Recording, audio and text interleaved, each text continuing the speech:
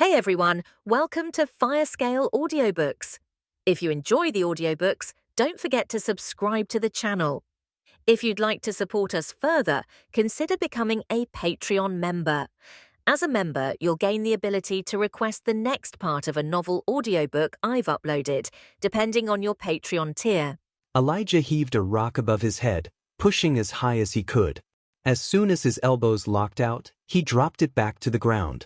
Once it settled into the soft, spongy forest floor, he bent down, his hands on his knees as he tried to catch his breath.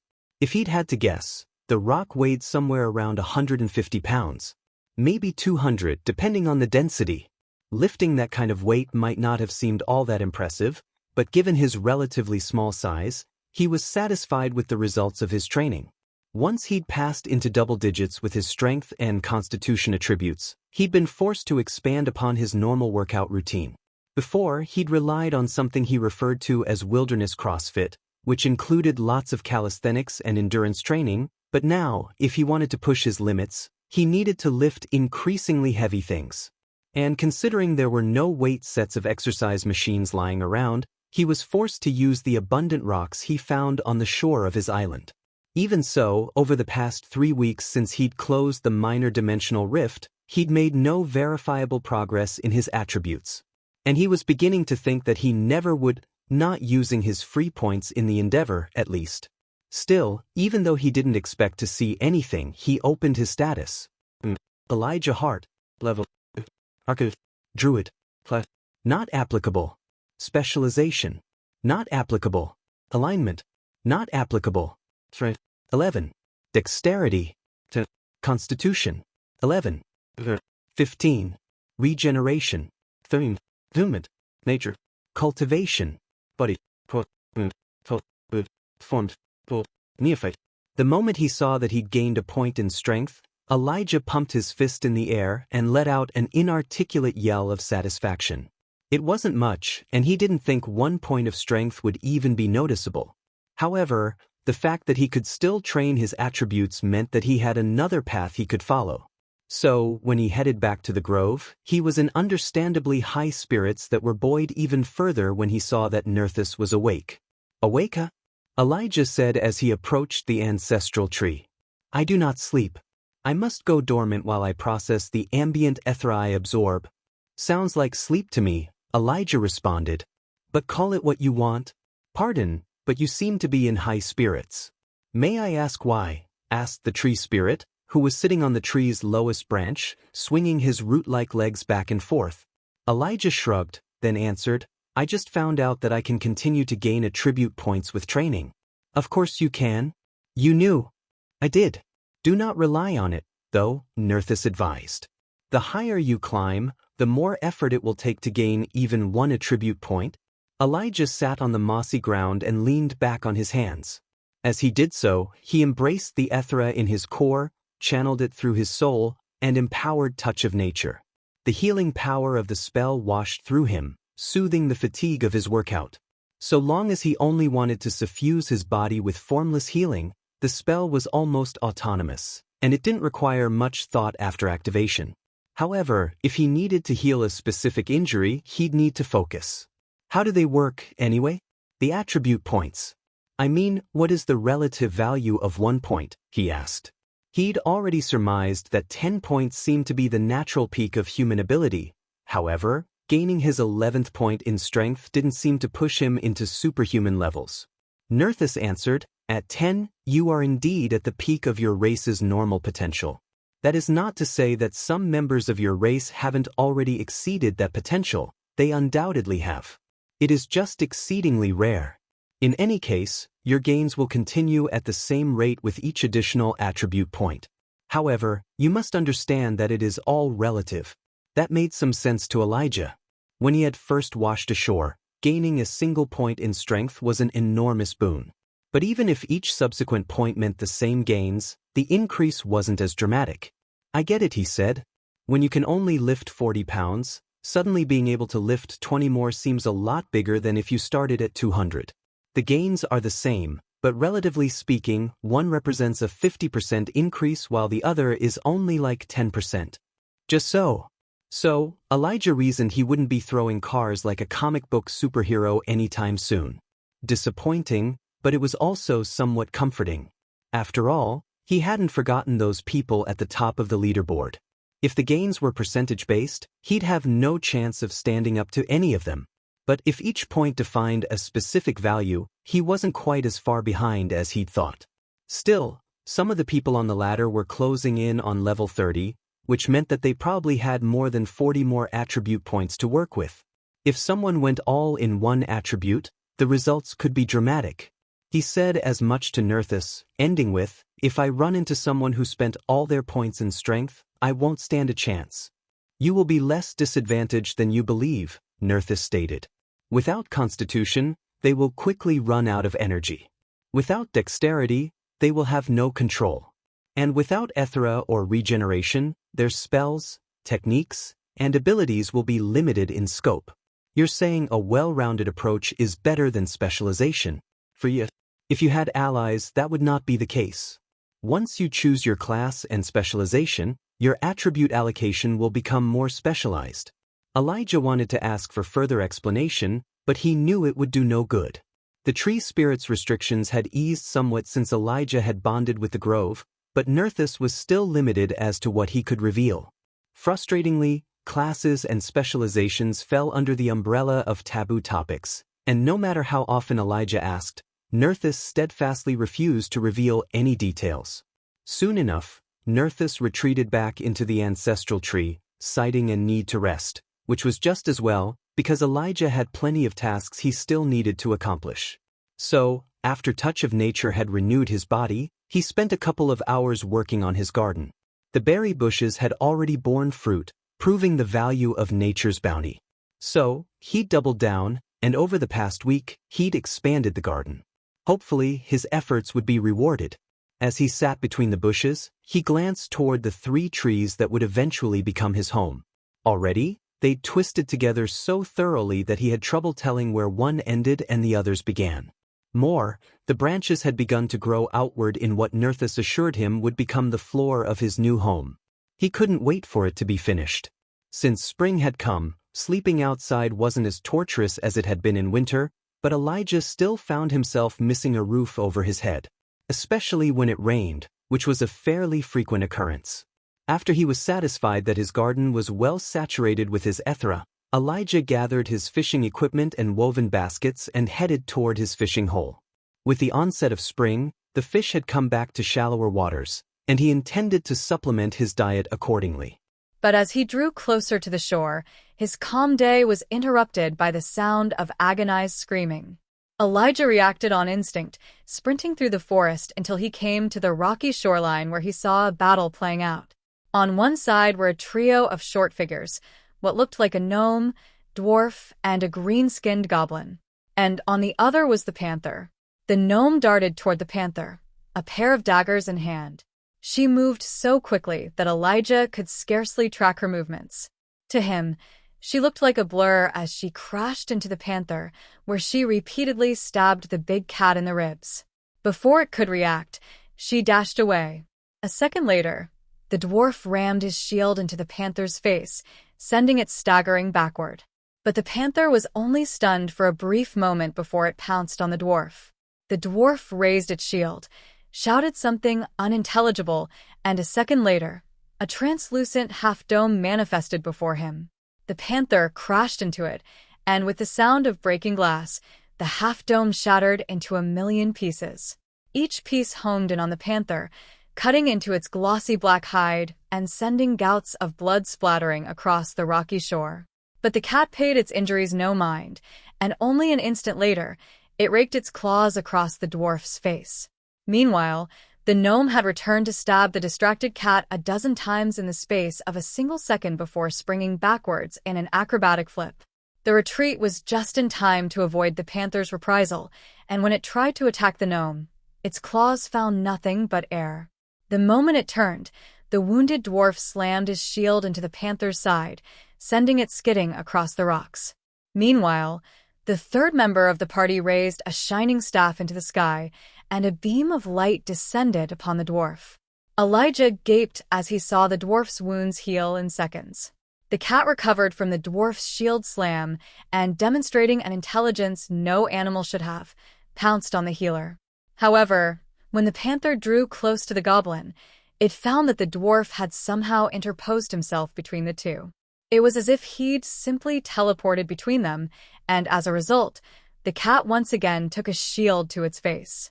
Like that, the battle continued, and Elijah watched as, slowly but surely, the trio wore the powerful panther down. After a few minutes, its glossy hide was wet with blood, and its agility had been almost completely negated by multiple injuries. Still, it fought on. The problem was the dwarf. Every time the cat targeted one of the seemingly less durable members of the group, he was there to shield them from the panther's attacks. That was why, when Elijah chose to act, he aimed in his direction. The panther once again pounced toward the healer, and Elijah watched as the dwarf readied himself to intervene. Just before he took that first step, Elijah cast grasping roots. A half-dozen thick, spiny vines erupted from the ground, wrapping around his stubby legs. It only took him a moment to pull free, but Elijah's spell caused just enough delay that the cat finally reached the healer. The results were explosively bloody. The panther ripped through the goblin, sending a geyser of red blood splattering across the rocky shore. The goblin tried to cast a spell, but he was far too slow to complete the cast. He fell only a few moments later, well before the dwarf could extricate himself from Elijah's roots. That's when Elijah felt something rip through his hip, the impact sending him spinning away and to the ground.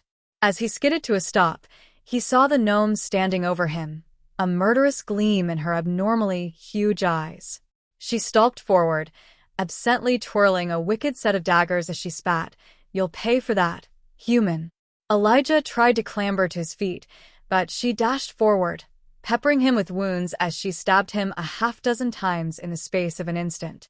He cried out, blindly swinging his staff, and, through blind luck, managed to connect.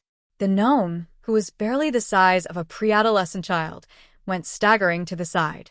She quickly recovered, but by that point, Elijah had already empowered another cast of grasping roots. Vines once again burst forth from the rocky ground, snaking around her legs and giving Elijah enough time to channel Ethera through a staff of natural harmony as he cast Storm's Fury. Lightning burst forth from the end of the weapon and crashed into her. The momentum of the spell sent her flying through the air to collide with the warrior who was still engaged in his own fight against the panther. The pair fell in a tangled heap, which gave the panther the opening it needed to swipe its claws across Gnome's throat. That attack opened the panther up to a counter from the dwarf, who bellowed something unintelligible before slamming his axe down on the panther's shoulder. It bit deep, and the panther let out an anguished whimper as it was driven to the ground. Elijah aimed another cast of Storm's Fury at the dwarf, who took it far better than the gnome had. Instead of being thrown from his feet, he remained anchored to the ground. Then, still smoking from the bolt of lightning, he turned his attention toward Elijah. Armed with a shield and axe, he strode forward. Holding his staff before him, Elijah backed away. He still had enough Ethera to cast Storm's Fury a couple more times, but after that he'd be done. "Who are ye?" demanded the dwarf, his accent rendering his words barely intelligible. Ne'er mind," the dwarf growled. "Don't matter none. Ye ain't gonna be round long, 'nough fair it do matter." Elijah summoned his Ethera and cast Storm's Fury, sending a bolt of lightning to crash into the dwarf. The warrior took it on the shield, the surface of which was suddenly encased in a blue nimbus of energy. The dwarf was unhurt by the spell, so Elijah cast again, and again after that. 2 more times, he cast Storm's Fury until most of his Ethera drained away. But the additional casts were no more effective than the first, and the dwarf was almost entirely unharmed, though, judging by his scowl, he was incredibly angry. And every ounce of that anger was directed at Elijah. The warrior started to say something, but at that moment, the wounded panther pounced on his back, raking its claws across his shoulders and clamping its powerful jaws around the dwarf's head. The warrior tried to fight back, but the panther was too strong. A few seconds later, the sound of cracking bone filled the air as the panther crushed the dwarf's skull. It was precisely what Elijah had been waiting on. He'd seen the mighty panther on approach, so with few options available, he had chosen to keep the dwarf's attention in order to give his ally a clean line of attack. Even as the dwarf fell free of the panther's jaws, the cat collapsed to the ground. Its breath came in ragged gasps as Elijah raced forward. When he reached the fallen feline, he saw that the creature was far more wounded than he'd first thought, and he tried to summon enough Ethera to fuel Touch of Nature. But after only a single, ineffectual cast, his core ran empty, and further attempts at casting the spell fell flat. So, without the ability to call upon magic, he clamped his hands around the panther's worst wounds as he tried to stem the flow of blood. But it was no use. That's when the creature locked its eyes on his. Suddenly, Elijah felt a push against his still active one with nature. At first, it was like a feather brushing against his awareness, but over the next few seconds, the intensity of the contact increased until it felt like someone was swinging a hammer against a skull. Finally, it broke through, and he felt an alien presence invade his mind. And suddenly, he knew what he had to do. The panther knew it was dying, and it had used the last of its own Ethera to make its last wishes known. I can't, Elijah muttered, recoiling from the panther's last request. I can't kill you, but that was what it wanted. It pushed harder, insisting. There were no words, just vague impressions. But still, the panther's wishes were clear. It wanted to die at Elijah's hands. Elijah was no stranger to mercy killing. He'd spent much of his youth hunting with his father, and he had also seen plenty of animals euthanized during his time working at the zoo while in college. So, when he drew the flint-bladed knife from his belt, he did so with practiced surety. The panther raised its chin, giving him free access to its throat. And Elijah stabbed out, raking the knife across its neck and severing its jugular vein. Blood gushed out, coating his hand. The panther stared at him for a long moment before a wave of gratitude rushed through Elijah's thoughts. And then, it closed its eyes and went limp. When it died, a series of notifications flew across Elijah's awareness. He ignored them. Instead, he simply sat there on his knees, staring at the animal that had, for so long, protected him.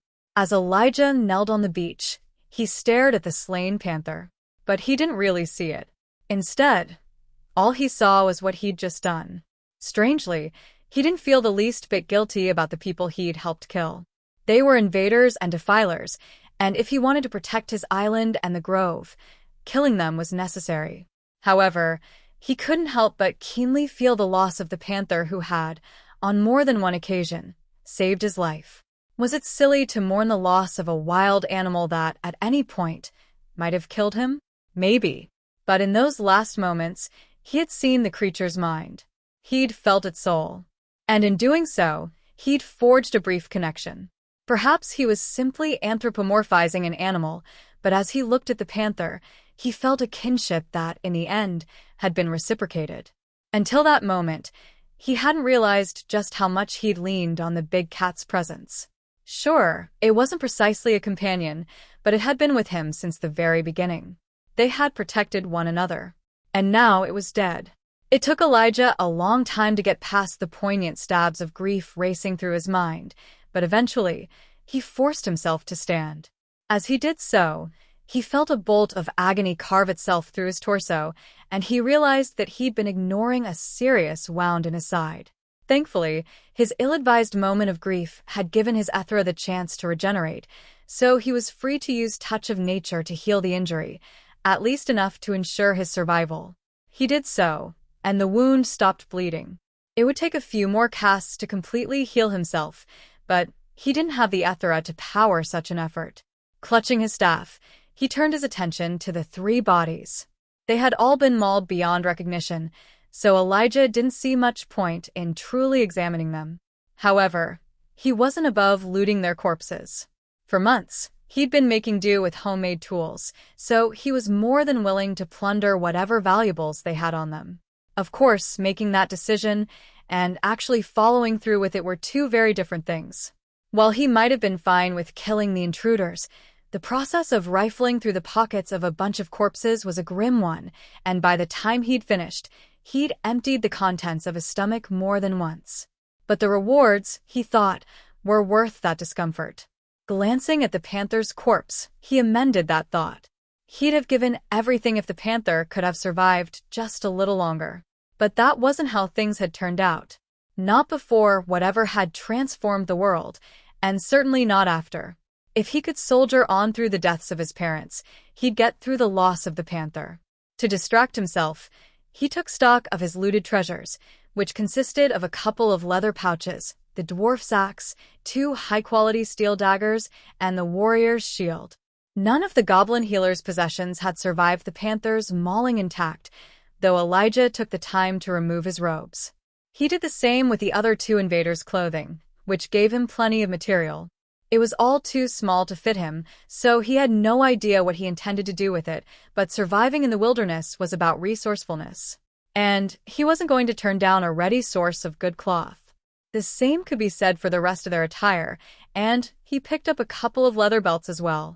In the end, it was a treasure trove, but one that had cost far more than it was worth. Sighing, Elijah set about the task of getting rid of the bodies. The panther, he took the time to bury, marking the grave with a small cairn made from the large rocks he found on the beach. It took a while, considering he had no tools, but he managed it all the same. Once he was finished, he just stared at the grave with a forlorn sense of sadness that he wasn't sure he'd get over anytime soon. Disposing of the invaders' corpses was much easier, and after he'd toted the small corpses to what he'd begun to call Crab Beach, he simply threw them to the opportunistic scavengers. From experience, he knew the huge crabs would eat their way through the bodies in a matter of hours. It was not a respectful end, but then again, Elijah didn't much respect them. Part of that was because of what he'd seen across the strait. The settlement had continued to grow, and the coalition of goblins, dwarves, and gnomes had likewise continued to despoil their environment. However, if he was honest with himself, most of Elijah's ire came from the fact that they had killed the panther. Did it matter that the cat had probably attacked them first? No, not really. After all, he'd coexisted with the panther for months, and it had never tried to kill him. Following from that was the perception that there must have been a reason for the battle that had ensued. Whatever the case, the damage was done, and he needed to adjust accordingly. So, he spent the next hour searching for the means by which they'd reached his island. And soon enough, he found a small rowboat, which he pulled onto shore and stashed near the tree line where it wouldn't wash away with the tide. After that, he returned to the grove, where he settled down to go over the battle's other gains. Congratulations! You have reached level 9, earning 2 free attribute points. Would you like to allocate free attribute points? That notification was quickly followed by another. Congratulations! You have reached level 10, earning 2 free attribute points. Would you like to allocate free attribute points? And, unexpectedly, a third. Congratulations! Upon reaching level 10, you are eligible to choose a class. Keep in mind that this decision will define your future. Choose wisely. Then there was a final notification. Error. You may not gain accumulate kill energy until you have chosen a class. Please choose a class to progress further. Goddammit, he growled, slapping his hand against the mossy turf around the ancestral tree. How much kill energy had he lost? Now, more than ever, he needed to progress quickly and efficiently, and through no fault of his own, he'd wasted at least a level or 2 worth of energy. Elijah's frustration finally spilled over, and he let out a wordless scream of pure anger. After spending months fighting tooth and nail just to survive the winter, he'd lost his protector. More than that, he'd set himself firmly at odds with the only people around. He was fine with that choice, but it was just one more issue to add to all the pressure on his shoulders. How was he supposed to survive if he didn't know any of the rules? But it really wouldn't have mattered, would it? Even if he'd known that reaching level 10 would require him to choose a class, he couldn't have changed anything. Still, it was frustrating knowing what could have been. Then again, the kill energy he could have earned from the day's actions certainly wouldn't have let him catch up to the people on the ladder. Those weren't his enemies, though. Aside from a salve for his competitive spirit, catching up to the people on the ladder wouldn't really affect him. But the trio he'd helped kill, they were a different story. Not only had they been well organized, but at an individual level, they'd all outpaced him in terms of power. He had no notion of what levels they were, but he knew beyond a shadow of a doubt that they were well beyond him. So he needed to get stronger and fast. The first step on that journey was to choose a class. So he moved on to the next notification. Please choose a class from the listed options. Be aware that you may delay this choice until better options are available. However, you will not progress until you have chosen.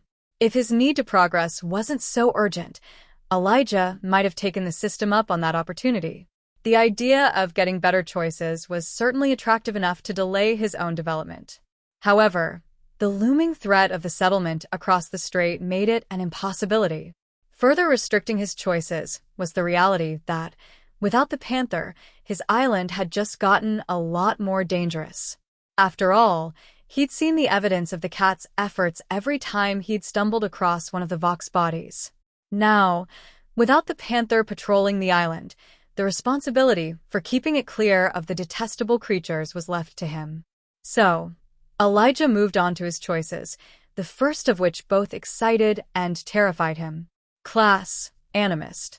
The Animist is a shapeshifter who can take on the characteristics of various beasts. Required archetype: Druid. Required achievements: create a bond with a guardian beast. First ability: Shape of the Predator. Attribute allocation: balanced. Compatibility: 99%. Elijah had been using magic since the very first day he'd arrived on the island. He'd healed himself from injury countless times. He had also cured himself of cancer. So, he thought he was used to the idea of magic being real. But upon reading a notification that told him that if he chose that class, he could transform into an animal, he was taken aback. As such, it took him a few moments before he could look at the notification objectively. The first thing he noticed was that his compatibility with the class was incredibly high. How the system came up with that number, he had no idea, but a similar notification had given him his Druid archetype. And that had worked out well. So he had to believe that the system knew what it was doing. Other than that, it didn't really give him much in the way of information. Without a description, the name of the first ability, Shape of the Predator, didn't really tell him much about what he could expect from the class.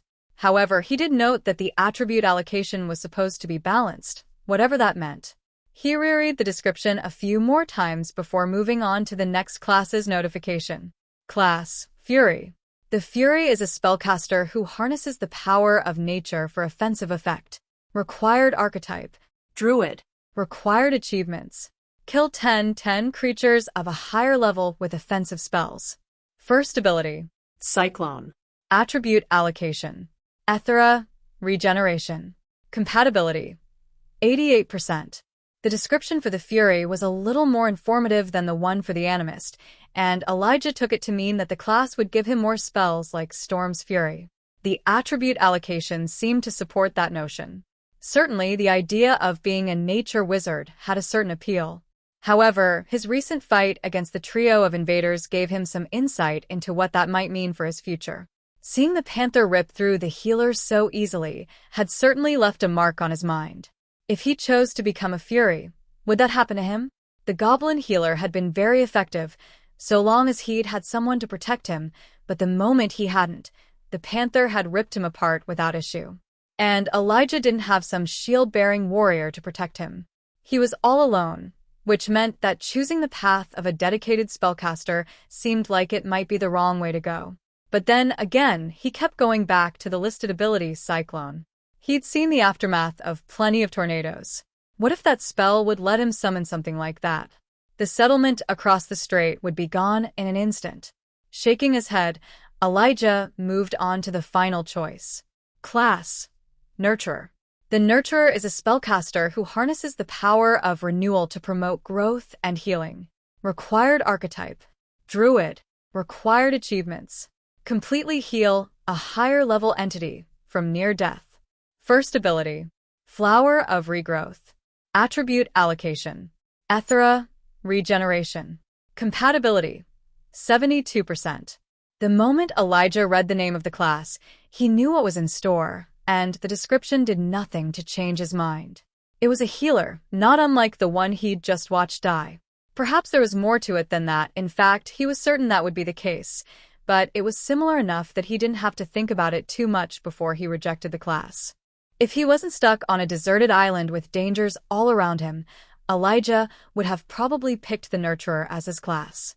The idea of healing people was a rewarding one, and given that he'd gained levels by healing the Panther, it was a solid way to progress as well. However, it came with the significant downside of being extremely vulnerable. Elijah couldn't afford that, so he immediately struck the third option from his list of choices. "Who am I kidding?" he muttered to himself. He'd made his choice the moment he'd read the description of the animist. It wasn't because he relished the idea of turning into an animal. That was interesting and all, but the real reason he picked animist was because he'd seen the power the Panther could bring to bear. On top of that, the attribute allocation was balanced, suggesting that it would be a jack-of-all-trades sort of situation, which was exactly what he needed, considering that he was all alone and had no one to depend on but himself.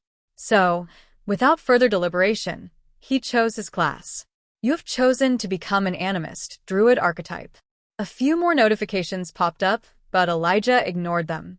Instead, he just stared at the one confirming his class, hoping all the while that he'd made the right choice. Because if he hadn't, his chances of survival were slim. "All right," he said to himself, clapping his hands together in anticipation. "Let's see what these new spells are." Elijah opened his spellbook and looked at the new additions. Archetype: Druid. The Druid is the defender, ally, and cultivator of nature. Features bonuses to natural regeneration, energy density, and one with nature. Required aspects: Scholar, nature, spells, touch of nature. Harness the power of nature to heal yourself or an ally. Snaring roots. Call upon nature to summon a snarl of roots to bind your enemy's movements. One with nature. Draw power from nature. Eyes of the eagle. Briefly enhance your eyesight with the power of a fearsome raptor. Ancestral circle. Create a place of power. Nature's bounty. Encourage the growth of plants.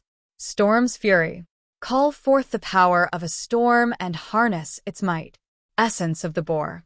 Harness the stamina of the boar, increasing constitution attribute by 5 points. Usable on allies. Essence of the monkey. Adopt the coordination of the monkey, increasing dexterity attribute by 5 points. Usable on allies. Class: Animist.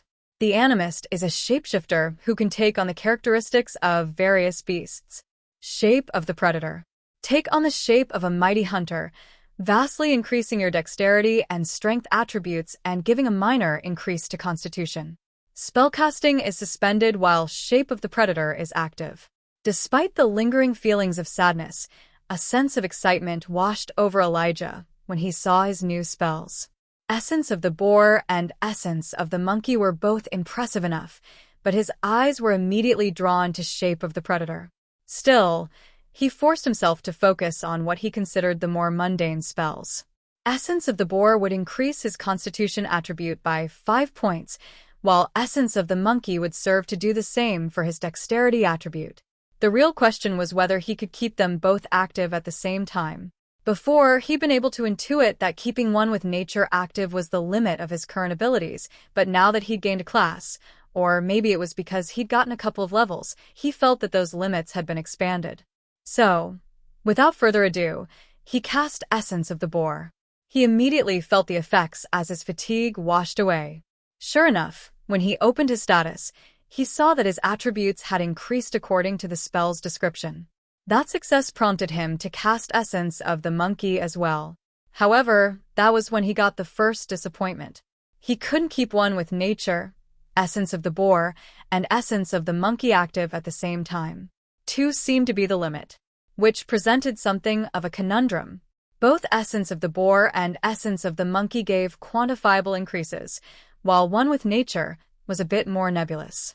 Still, just because it wasn't reflected in his status didn't mean that it didn't come with benefits. One with nature made him feel stronger, faster, and more durable, even if those gains weren't represented in his status. So, the way he saw it, The choice was whether or not he wanted an all-around increase from one with nature coupled with the specific increase that came with either essence of the boar or essence of the monkey. Or he could just remove all mystery from the equation and use his two newest spells to gain quantifiable increases in his attributes. Elijah sat there for a long while as he considered the pros and cons of each combination. But in the end, he decided that he would always keep one with nature active, largely because it didn't just come with benefits to his physical abilities. Rather, it also came with a more esoteric connection to the natural world that he'd begun to take for granted. Without it, he knew he'd feel a little lost. As for his second available enhancement slot, he chose to use Essence of the Boar as a default, then switch to Essence of the Monkey as needed. That would protect him from any surprises by increasing his durability while giving him the flexibility to respond to threats according to the situation. Satisfied with that strategy, Elijah shifted his focus to his status. Or more importantly, to the free attribute points he'd yet to allocate. However, to his surprise, he only had 4 unspent points. Frustrated, he cycled through his various notifications until he saw one he'd somehow ignored after choosing his class. Class: Animist Automatic Attribute Allocation. +1 STR. Dex, Cons, F, Reg. What the? Elijah trailed off as he realized what it meant. His days of being able to guide his attribute allocation were over. Instead, because of his class, he'd get a single point in every attribute each time he gained a level. While that made sense, he found that he was a little disappointed. After all, he didn't like the idea of losing control over his own development. Still, it only took him a few seconds to realize that that wasn't necessarily the case.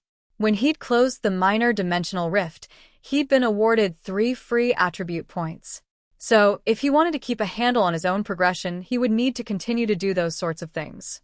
Which was probably going to happen sooner rather than later, considering that the panther was now dead. Now, the island didn't have any guardians left besides Elijah himself. He had no idea if the cat had been closing those rifts itself, but Elijah suspected that that was the case.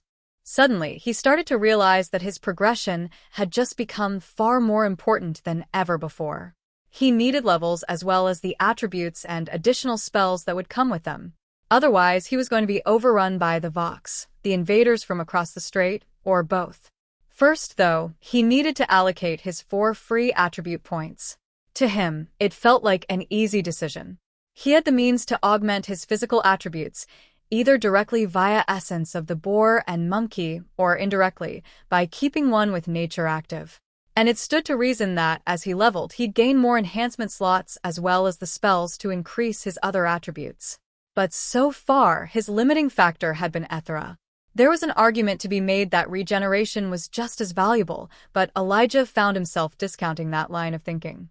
If it came down to a fight, there just wasn't enough time for regeneration to make much of a difference. However, being able to cast one more Storm's Fury could end up being the difference between life and death. So, he chose to allocate all 4 points into Ethera, thus increasing the number of spells he could use before his core ran dry.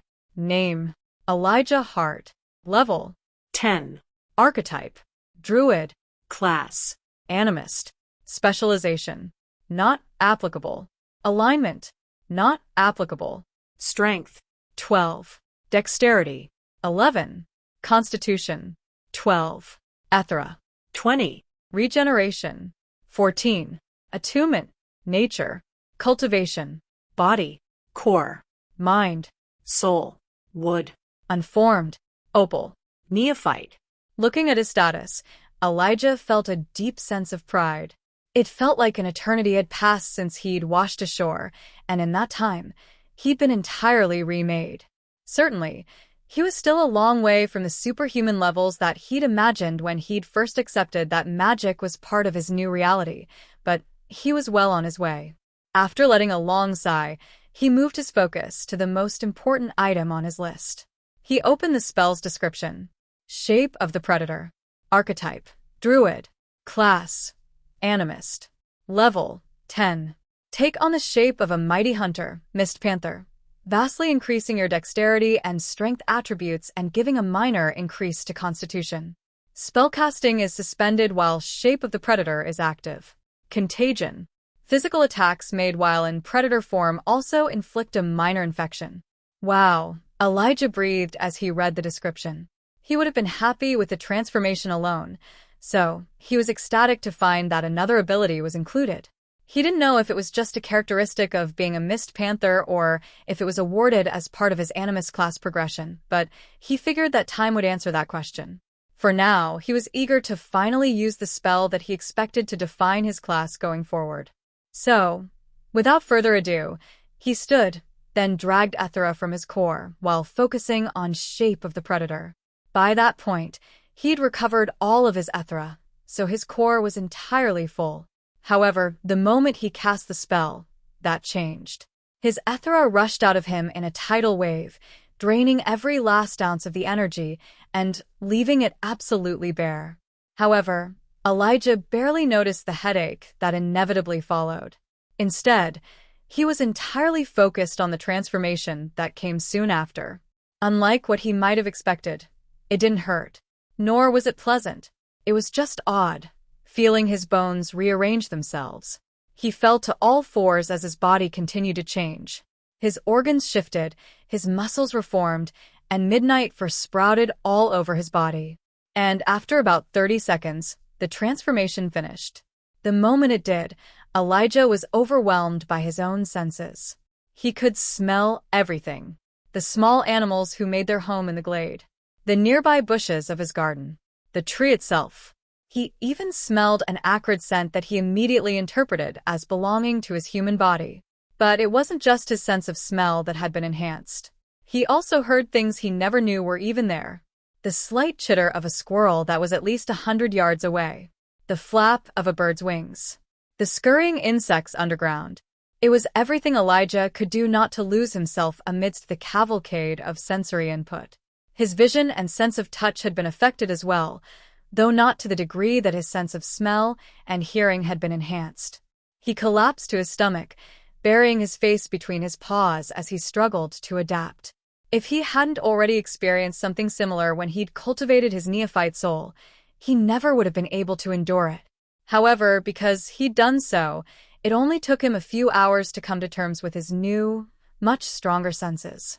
When he finally did, he couldn't help but marvel at just how much he'd never noticed before. For a while, he just lay there, his tail swaying back and forth as he took it all in. Then, at last, he pushed himself to his feet and took his first steps as a Mist Panther. To his surprise, his body seemed to move of its own accord. Or rather, like he'd been a panther all his life. A good thing, too, because he had not relished the idea of learning how to walk on 4 legs. But now, he could focus on everything else. Without further delay, Elijah took off across the glade, moving far more quickly than he'd ever moved in all his life. When he reached the tree line, he bounded forward, kicked off one of the sturdy trees, then hit the ground running. That's when he noticed an enticing scent. He followed it easily, and soon enough, it started getting stronger. With every step, the smell became more potent until, at last, he found the culprit. Without even thinking, Elijah pounced on the fat hare, clamping down on the back of its neck with his mighty jaws. Then he shook it, breaking its neck. Elijah didn't even realize what he was doing until he'd already consumed half of that rabbit. But when his mind caught up to his wild instincts, he recoiled. A moment later, he mentally canceled the spell. His reversion to humanity took a lot longer than his transformation into a panther, and when it finally completed, the headache he'd felt coming when he'd first cast shape of the predator returned in force. When it did, he collapsed onto his rear and just sat there, burying his head in his hands until he'd regained enough Ethera to take the edge off. Once he felt a little better, he looked around and realized that he'd traveled a lot further than he'd intended.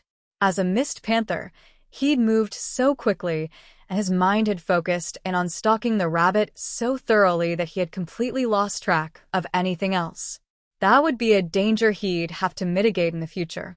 The same could be said about the instincts that came with his transformation. It was perfectly natural for a panther to kill and eat raw animals. But for a human being, that was something entirely different, and the memory of that rabbit's raw flesh between his teeth twisted his stomach into knots. Finally, The spell itself was incredibly Ethera-hungry, draining every bit of the magical energy from his core. So, it was clear that he wouldn't be rapidly transforming forms anytime soon. In fact, the next time he used Shape of the Predator, he intended to remain that way for a while, if just to get his proverbial money's worth out of the spell. All in all, though, Elijah was impressed with the ability. It had performed far better than he could have expected, and the sense of power he'd felt as a Mist Panther was overwhelming. Perhaps if the spell had been available when he'd stumbled upon the battle between the trio of invaders and the island's guardian, then the Panther might have survived. Elijah sighed. That wasn't fair. He had no reason to feel guilty. He had done everything he could, and even if he'd had access to Shape of the Predator, it wouldn't have made much difference. The invaders were simply too strong. Or rather, he was too weak. But that was going to have to change. So, he pushed himself to his feet and returned to the grove. There, he gathered his staff and set off toward the stream so he could wash the taste of raw rabbit out of his mouth. After that, he would come up with a plan that would hopefully shore up some of his weaknesses. Eason Cabbot ran his hand along the thick bristles of his blood-red mohawk as he sat at the desk he'd been given. Ostensibly, he could have commandeered any building in the budding settlement of Ironshore. That was what his contract had said, at least, but he knew better than to make any power moves. For one, it wouldn't do much good. He was just the head of security, and as such, the miners and other settlers wouldn't follow him. For another, he had no aspirations of rule. Instead, he'd come to this out-of-the-way backwater of a newly integrated planet with one goal: to get strong enough to return home and claim his rightful place. But it wasn't going well. Certainly, there were opportunities for him and the mercenaries he'd brought with him. No restrictions on hunting. No guards to keep him from challenging any interdimensional rift he came across. And the local wildlife was just that, wild. Back home on Norad, everything was so restrictive. The rifts were well guarded, and the wildlife had long since been tamed. The only way to get ahead was to join a guild, or to convince his parents that he was worth their investment. But that had never been possible for him. The 16th son of a minor noble house, gaining any degree of power was a tall hill to climb. More so because he'd taken a class that painted him as an uncontrollable barbarian. In his defense, though, Berserker was the most powerful class he'd been offered, and it wasn't even close. He would have had to have been a fool to take any of the others. His parents didn't see it that way, though. Nor did his siblings. And as a result, Cabbot had been forced to take drastic measures, like joining a mercenary group called Black Sky and buying passage to the newly integrated world unimaginatively dubbed Earth. When he'd arrived only a few months before, he'd found that the settlement had only barely been developed. However, the miners had found signs that there was true iron beneath the local mountains, so there was every indication that Ironshore would turn out to be a profitable settlement. Still, Cabbot didn't care about that. Certainly, he would gain a bonus based on the town's profits, but it was a pittance compared to what he'd need to get ahead. That was why he sought a shortcut. And his eyes were set on the mist-wreathed island across the strait, which was why he'd sent a scouting team over. They'd been gone for 3 days, which meant that they were already 2 past due. He rose, hopping down from the chair. It had been made for a much taller dwarf, and so it was about 2 times too large for his diminutive stature. He'd commissioned some gnome-sized furniture, but the local carpenter was a busy goblin with a wait list a mile long. It would take time to fill Cabot's order, and in the meantime, he had to make do with what he had. Which infuriated him. Didn't these people know who he was? But the answer to that question was a resounding no. To them, he was just the mercenary they'd hired to see to their security. Did it matter that he'd purposely stunted his own progression in hopes of securing just such an opportunity? If he'd let himself gain any more levels, he wouldn't have been able to make the trip at all. So, he was stuck at level 25. Hopefully, he wouldn't remain at that level for much longer. Already, he'd started to participate in local hunts, and it wouldn't be long before they started finding minor dimensional rifts. And with any luck, they'd discover a tower. Not only would the reward for a first clear be significant, but it would also be a perfect opportunity for him and his most trusted subordinates to quickly progress. None of the local non-combatants knew that, though. And even if they did, it wouldn't matter. They had all the power, all the money. Sure, that would change if he ever pushed ahead and became an ascendant, but that was a long way off. Most fighters never sniffed such a lofty status. But Cabot's parents had, even reaching the next tier of existence as demigods. Two of his siblings were well on their way to that goal as well. Not Cabot, though. His parents wouldn't invest that kind of Ethereum or political capital into his progression, and so he was forced to seek out other means of advancement. He would prove them wrong, though. All it would take was one lucky encounter, and he'd blow them all out of the water. Because while he hadn't gotten the same opportunities as his siblings, or even his contemporaries in the other noble houses, Cabot had long known that he was special. Otherwise, he wouldn't have been offered such a powerful class. Sure, it came with weaknesses, but he could deal with those. Mostly. But it was fine. There were always going to be growing pains. And if it meant having killed a few of the wrong people while in a murderous rage that had begun as a bar fight, so be it. That was another reason he'd come to Ironshore. He wasn't afraid, Peresi. But getting out of Norat just seemed like a good idea. Once again running his fingers over his mohawk, he checked his weapons. Using arsenal, he pulled out a large, two-handed axe. Then, making certain that it was in good condition, he checked the great sword as well. Then, the pair of short swords. A few daggers. Finally, he inspected a large glaive. Ability.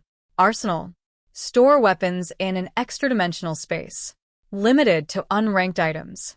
The ability was one of the most useful he'd been granted upon gaining his class, and though it precluded the use of higher-grade weapons, he had no complaints.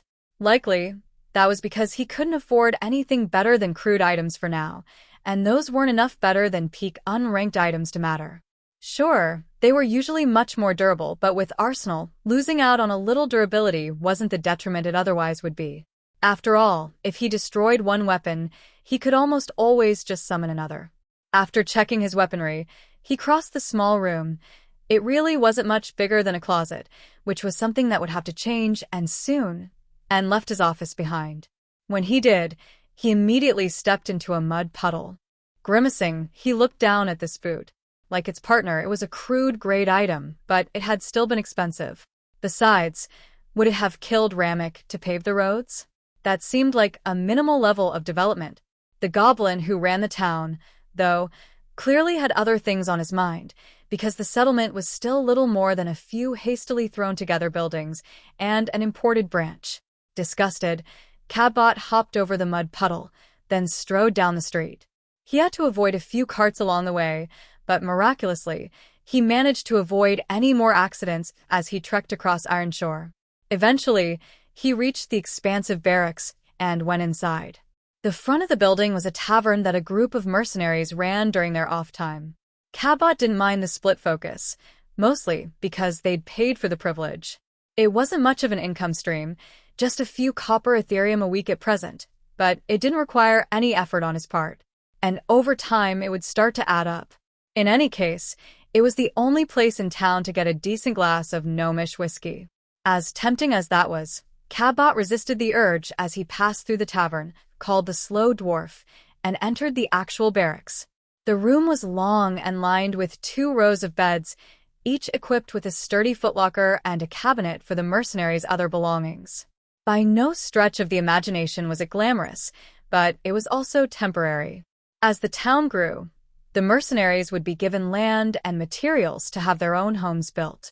If the planet's Ethera levels continued to rise, then those homes would be incredibly valuable going forward. But that was a worry that wouldn't bear fruit for decades, if ever. So, Cabot pushed that out of mind and continued on to the back of the building. Along the way, he greeted a few of the gnomes, but he all but ignored the goblins and dwarves. He wasn't quite as prejudiced as most of his race, but neither could he ignore the facts. By nature, goblins were tricky, crude, and often cruel, and dwarves weren't much better. Those were just facts, and no amount of goodwill or understanding was going to change reality. All Cabot could do was recognize their obvious flaws and adjust his own expectations accordingly. Soon enough, He reached his destination and knocked on the door. A moment later, it swung open to reveal a pink-haired, gnomish woman. He grinned broadly and leaned against the doorframe. "Neria, so good to see you. May I come in?" he asked. "I was working." Right.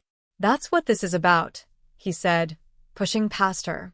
She was just an administrator, which meant that she didn't have the ability to stop him. Still, aside from being quite a beauty, which was what had caught his eye in the first place, she was an incredibly valuable member of the mercenary band. Without her, logistics would devolve into an unsolvable mess, which would in turn create an unmitigated disaster. Mercenaries were only so loyal as their last payday, and if the coin stopped flowing, they'd turn pretty quickly. Neria pointedly left the door open as she sighed and crossed the office to plant herself in her own, gnome-sized chair. That she had won irritated Cabot something fierce, but he nobly pushed his annoyance to the side. "Have you heard from Dina and those two idiots she works with?" he asked without further preamble. Right to the point. Then, he'd get to personal matters. No. "Dina, Braxton, and Tigt are still missing. Do you want me to organize a search party?" Cabot shook his head, closing the door. What he had to say wasn't something he wanted the rest of the mercenaries to hear. No. "If they encountered what I think they found, no. We can't afford to lose anyone else." "You think there's a guardian over there?" Cabot answered. "I do. It's the only thing that makes sense." Dina might have had bad taste in partners, but she was smart and capable. Highest level in the band. Was she? He asked, a little surprised. That was certainly news to him. She found a minor dimensional rift last week. Then, she encountered a herd of lizard creatures. Ran on 2 legs, short arms, big teeth. She said they looked like 6-foot birds, but with scales instead of feathers. They weren't that strong, but there were more than a dozen of them. She gained a level there, and one in the rift. Oh. There are a few others who are on the verge of catching her, though.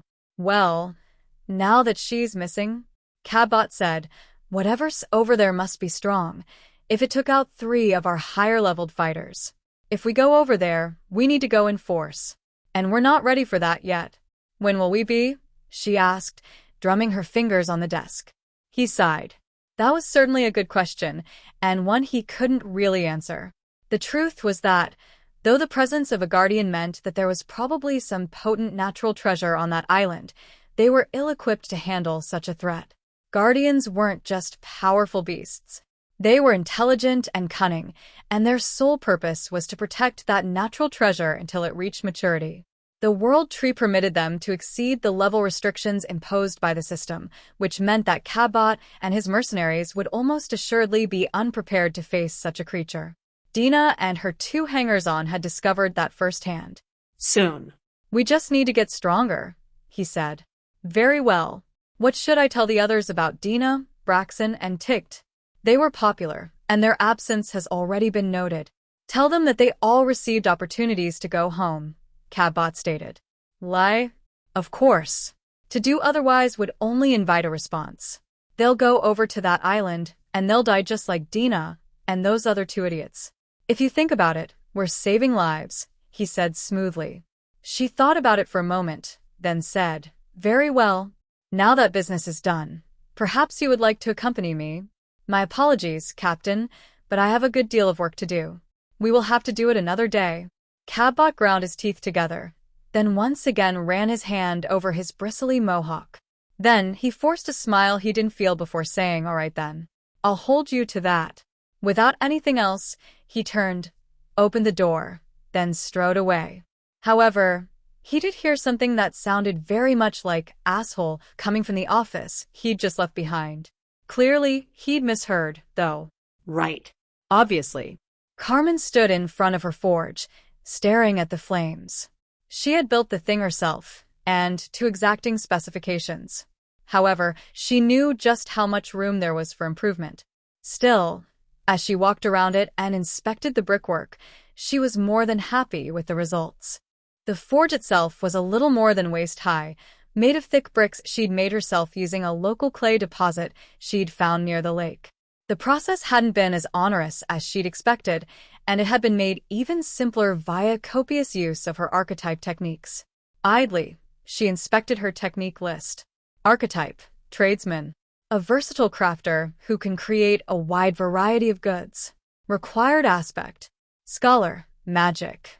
Techniques. Bond. Using Ethera, bond two materials together. Fracture. Harness Ethera to break a material. Summon tool. Summon one of the following temporary tools: mining pick, blacksmith's hammer, shears knife, woodsman's axe. Ethereal infusion. Imbue an item with Ethera.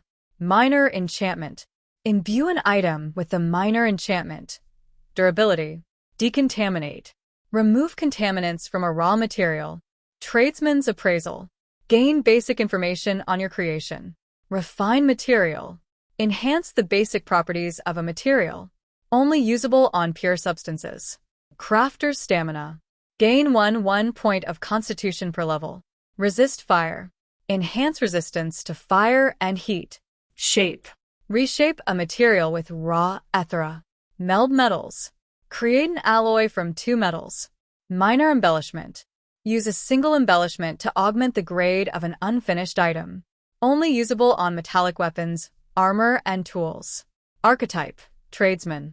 A versatile crafter who can create a wide variety of goods. Required aspect. Scholar, magic. Techniques. Bond. Using Ethera, bond two materials together. Fracture. Harness Ethera to break a material. Summon tool. Summon one of the following temporary tools: mining pick, blacksmith's hammer, shears, knife, woodsman's axe. Ethereal infusion. Imbue an item with Ethera. Minor enchantment. Imbue an item with a minor enchantment. Durability. Decontaminate. Remove contaminants from a raw material. Tradesman's appraisal. Gain basic information on your creation. Refine material. Enhance the basic properties of a material. Only usable on pure substances. Crafter's stamina. Gain 1 point of constitution per level. Resist fire. Enhance resistance to fire and heat. Shape. Reshape a material with raw Ethera. Meld metals. Create an alloy from two metals. Minor embellishment. Use a single embellishment to augment the grade of an unfinished item. Only usable on metallic weapons, armor, and tools.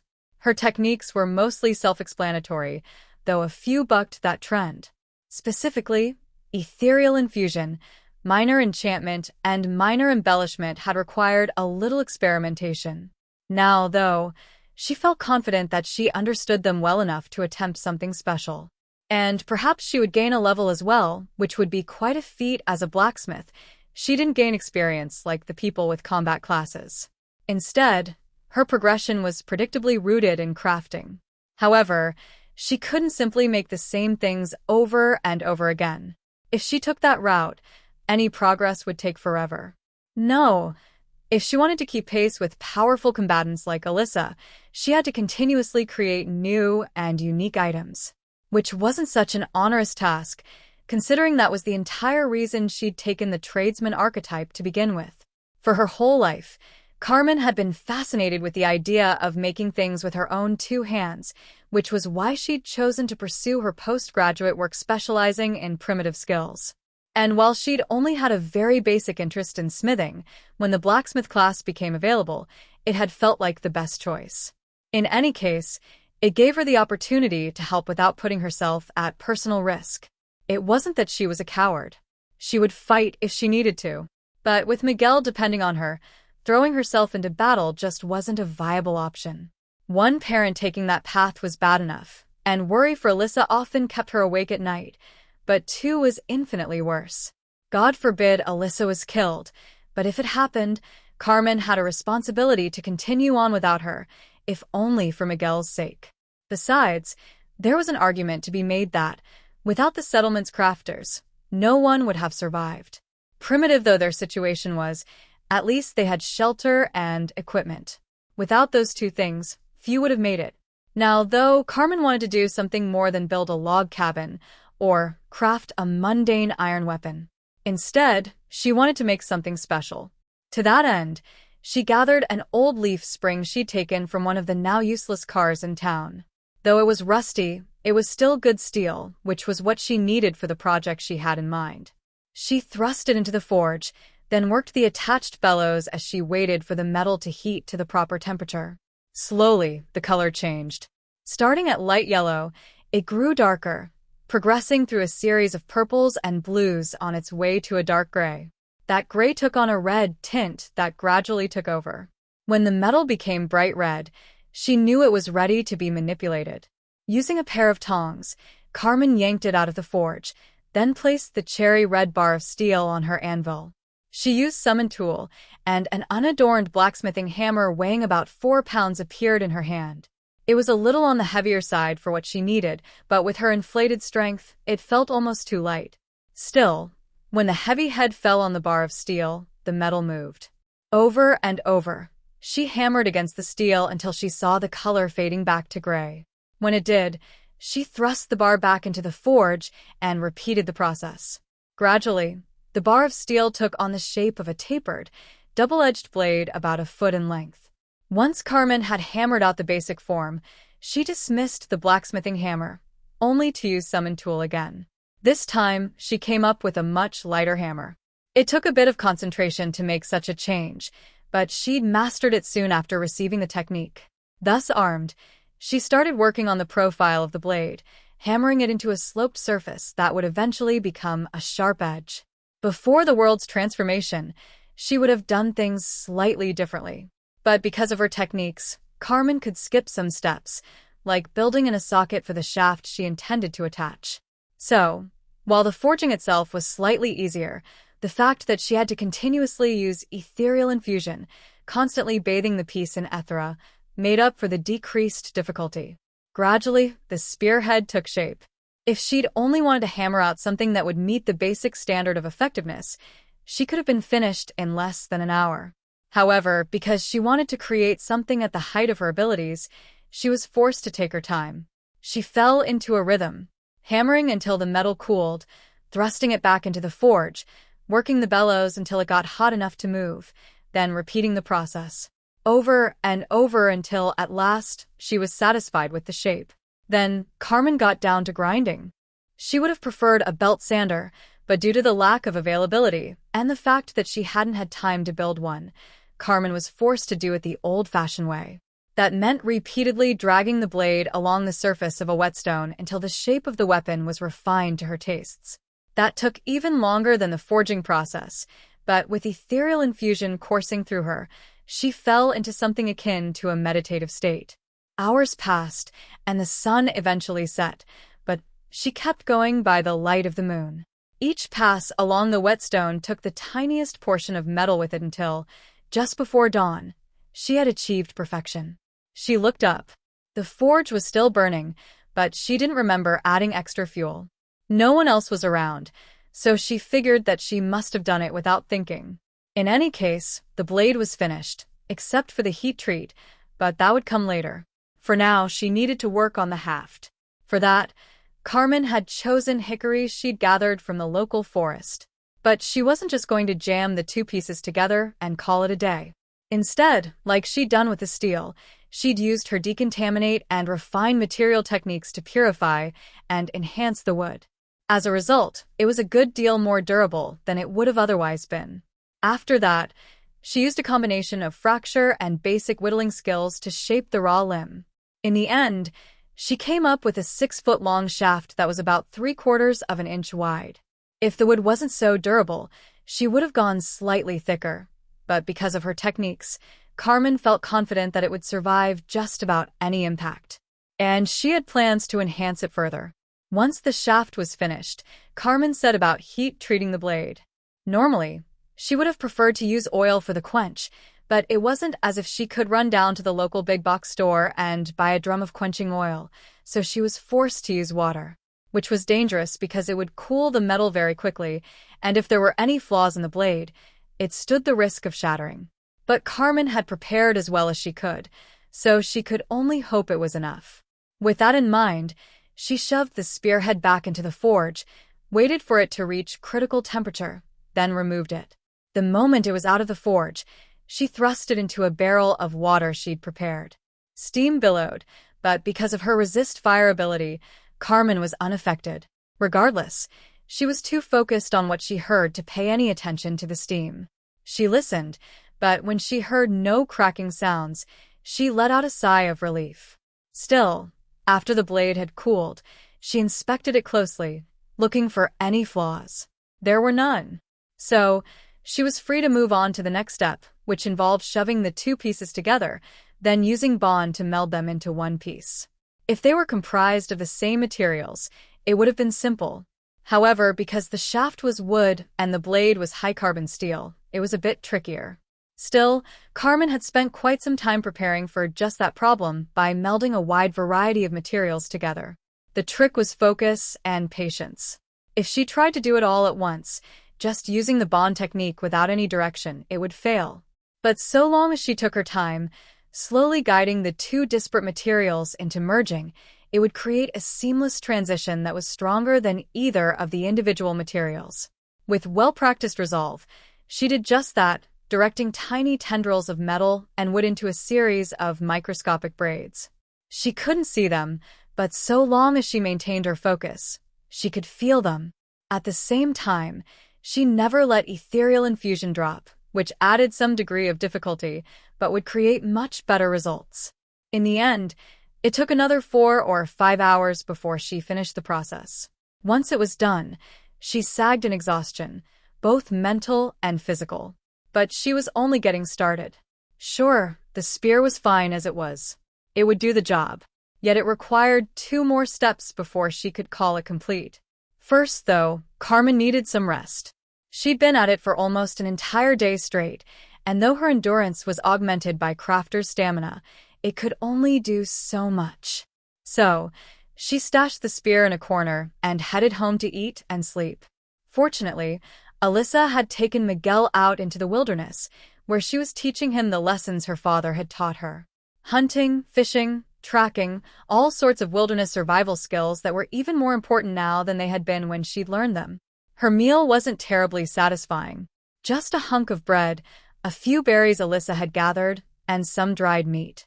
Normally, she would have taken the meal in one of the communal dining halls, but that would have come with a host of social obligations she had no time to meet. So, she suffered through her meal, then washed off as best she could before going to bed. Sleep came fast and ended even more quickly, and soon enough she was back at the forge. Technically, she could have finished everything at the cabin, but she had no intention of taking her work home. Sitting near the forge, she held the spear across her lap.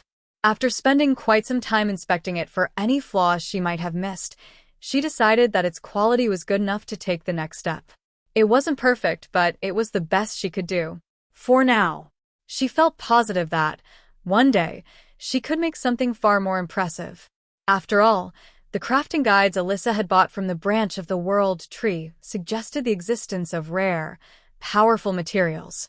And she knew her journey as a crafter had only just begun. No, there were many powerful items in her future. But every journey began with a single step, and her path as a blacksmith started with a single spear. So, with that in mind, she took the next step. Using a small knife, she started to carve. As she did, she kept 2 techniques active. The first, as always, was ethereal infusion, which bathed the entire weapon in Ethera. The second was minor embellishment, which had 2 requirements to activate. The first was to simply embrace the technique, using it the same way she used any other. The second requirement was to create some sort of flourish in her crafted product. According to the crafting guides, it could be something as simple as embedding a jewel into a tiara, but it hinted that the more appropriate the embellishment was to the item, the more it would boost the eventual quality of the end result. However, the guide acknowledged that there was some debate on the subject as well, and it said that some crafters had posited that the appropriateness of the embellishment was subject to the crafter's opinion. In short, if she thought it fit, then that was all that mattered. Carmen wasn't sure about that, but it really wasn't all that important either. She'd known from the very beginning what form the embellishment would take. So, she got to work, carving the shaft with fanciful designs that resembled Renaissance ornaments. But she didn't stop there, instead continuing onto the spearhead with an engraving tool. Once she'd finished, Carmen set it on a nearby rack, then stepped back. From a distance, the designs weren't even visible. However, once someone drew close enough, they would see just how elaborate they were. It was perfect, but it wasn't done. There were still 2 more steps. Both were important, but one was far more critical than the other. So, Carmen chose to take care of that one, the minor enchantment first. On the surface, it didn't seem all that difficult. All she had to do was carve the appropriate symbol into the surface of the weapon while channeling the technique. However, her tests had told her that it was far from simple, and she knew it would require every ounce of her concentration to get it right. So, Carmen took another break, got some food, and even walked around the settlement for a bit. Once her head was clear, she returned to the forge, placed the spear across her lap, and got to work. She'd left a small ring of virgin territory in the center of the spearhead, and she targeted that space with her engraving tool. As she did so, Carmen used minor enchantment. From experience, she knew it would only make the weapon more durable, a minor effect, just as the name implied, but it was worth it. The last thing she wanted was for the spear to snap at the wrong time, after all. So, Carmen put her all into it, doing her best to regulate the Ethera flowing through her so that she wouldn't overload the would-be enchantment. It was no easy task, but she'd practiced enough that she managed it all the same. And then, after a few strokes of her engraving tool, she was finished. Now, all she needed to do was sharpen the blade and seal the wooden haft with wax. She took her time, partially because the tasks required it. But mostly, she was loath to finish the weapon. What if it didn't prove to be worth the trouble? What if it was just another spear? After everything she'd done, it was still made from mundane materials, after all. But part of her reticence was also because, despite the amount of effort it had taken, she had very much enjoyed the process. There was something about the act of creating something from nothing that had always appealed to her, and the addition of magic, or Ethera, she supposed, just made it that much more impactful. But still, she put the finishing touches on it, and just like that, the project was done. It was the product of 3 days of work and countless hours of practice. She'd arduously gathered the best materials she could, and she'd used every ability at her disposal. Looking back on the process, Carmen didn't think she could have done anything differently. So, it was with some sense of satisfaction that she used tradesman's appraisal. Congratulations! You have created a unique item, Spear of the Dragon Lancer. Overall grade, crude. Enchantment grade, F. Carmen pumped her fist in celebration, letting out a whoop of excitement. Then she did an awkward little dance. And as far as she was concerned, her celebration was well warranted. Until that moment, the best item she'd managed to craft had still never exceeded an unranked overall grade. That she'd stepped up to the next level was an enormous achievement. Calling something crude wasn't really flattering, but it represented the first step of magical equipment. According to everything she'd read, it was an enormous leap forward in terms of effectiveness, and even though the Spear of the Dragon Lancer wouldn't have any fanciful magical powers, it would be nearly unbreakable and would feature a minor self-repair function. In short, it was everything she'd hoped to achieve. But having taken that first step, she couldn't help but look forward to the next. Sure, she'd made a crude magical item, and that was great. Better than great, really. But what would an item with a simple grade look like? Or a complex one? Before, those goals had seemed almost unreachable. However, now that she'd taken the first step, those heights seemed much more attainable. Elijah stalked forward, his feet falling silently against the forest floor as he followed his prey through the forest. Even if it hadn't made so much noise, there was no mistaking the scent that it emitted. To Elijah's sense of smell, the odor was a combination of rotten eggs, something similar to cheap cigar smoke, and the sickly sweet scent of decomposing fruit. It was, to put it mildly, extremely off-putting, and he wanted nothing more than to get as far from the smell as he could manage. But he couldn't do that. No longer could he shirk his responsibilities as protector of his grove. The panther was gone, and so he needed to step up and fulfill his role. To that end, he followed the Voxian creature through the forest. It was small, barely as big as a mid-sized dog, and its sleek body was covered in blue-green scales that shimmered in the scant rays of light that managed to pierce the forest's canopy. In any other situation, the reptilian monster would have been beautiful, at least in its own odd way. However, with every step it took, the land was further despoiled. It was a virus, a foreign entity that could only spread rot, disease, and destruction. With something like that, there was no coexistence. It was kill or be destroyed, with no compromise in between. So, cloaked in shape of the predator, Elijah hunted. It had been 2 days since he'd gained the spell, and in that time, he'd gained significant mastery over his new form. He knew he was no match for the panther that had died protecting the island from the invaders, but he was rapidly closing that gap. One day, he hoped he could rival its power. But for now, he stalked the Vox Sien monster. When it leaped between 2 rocks, Elijah pounced.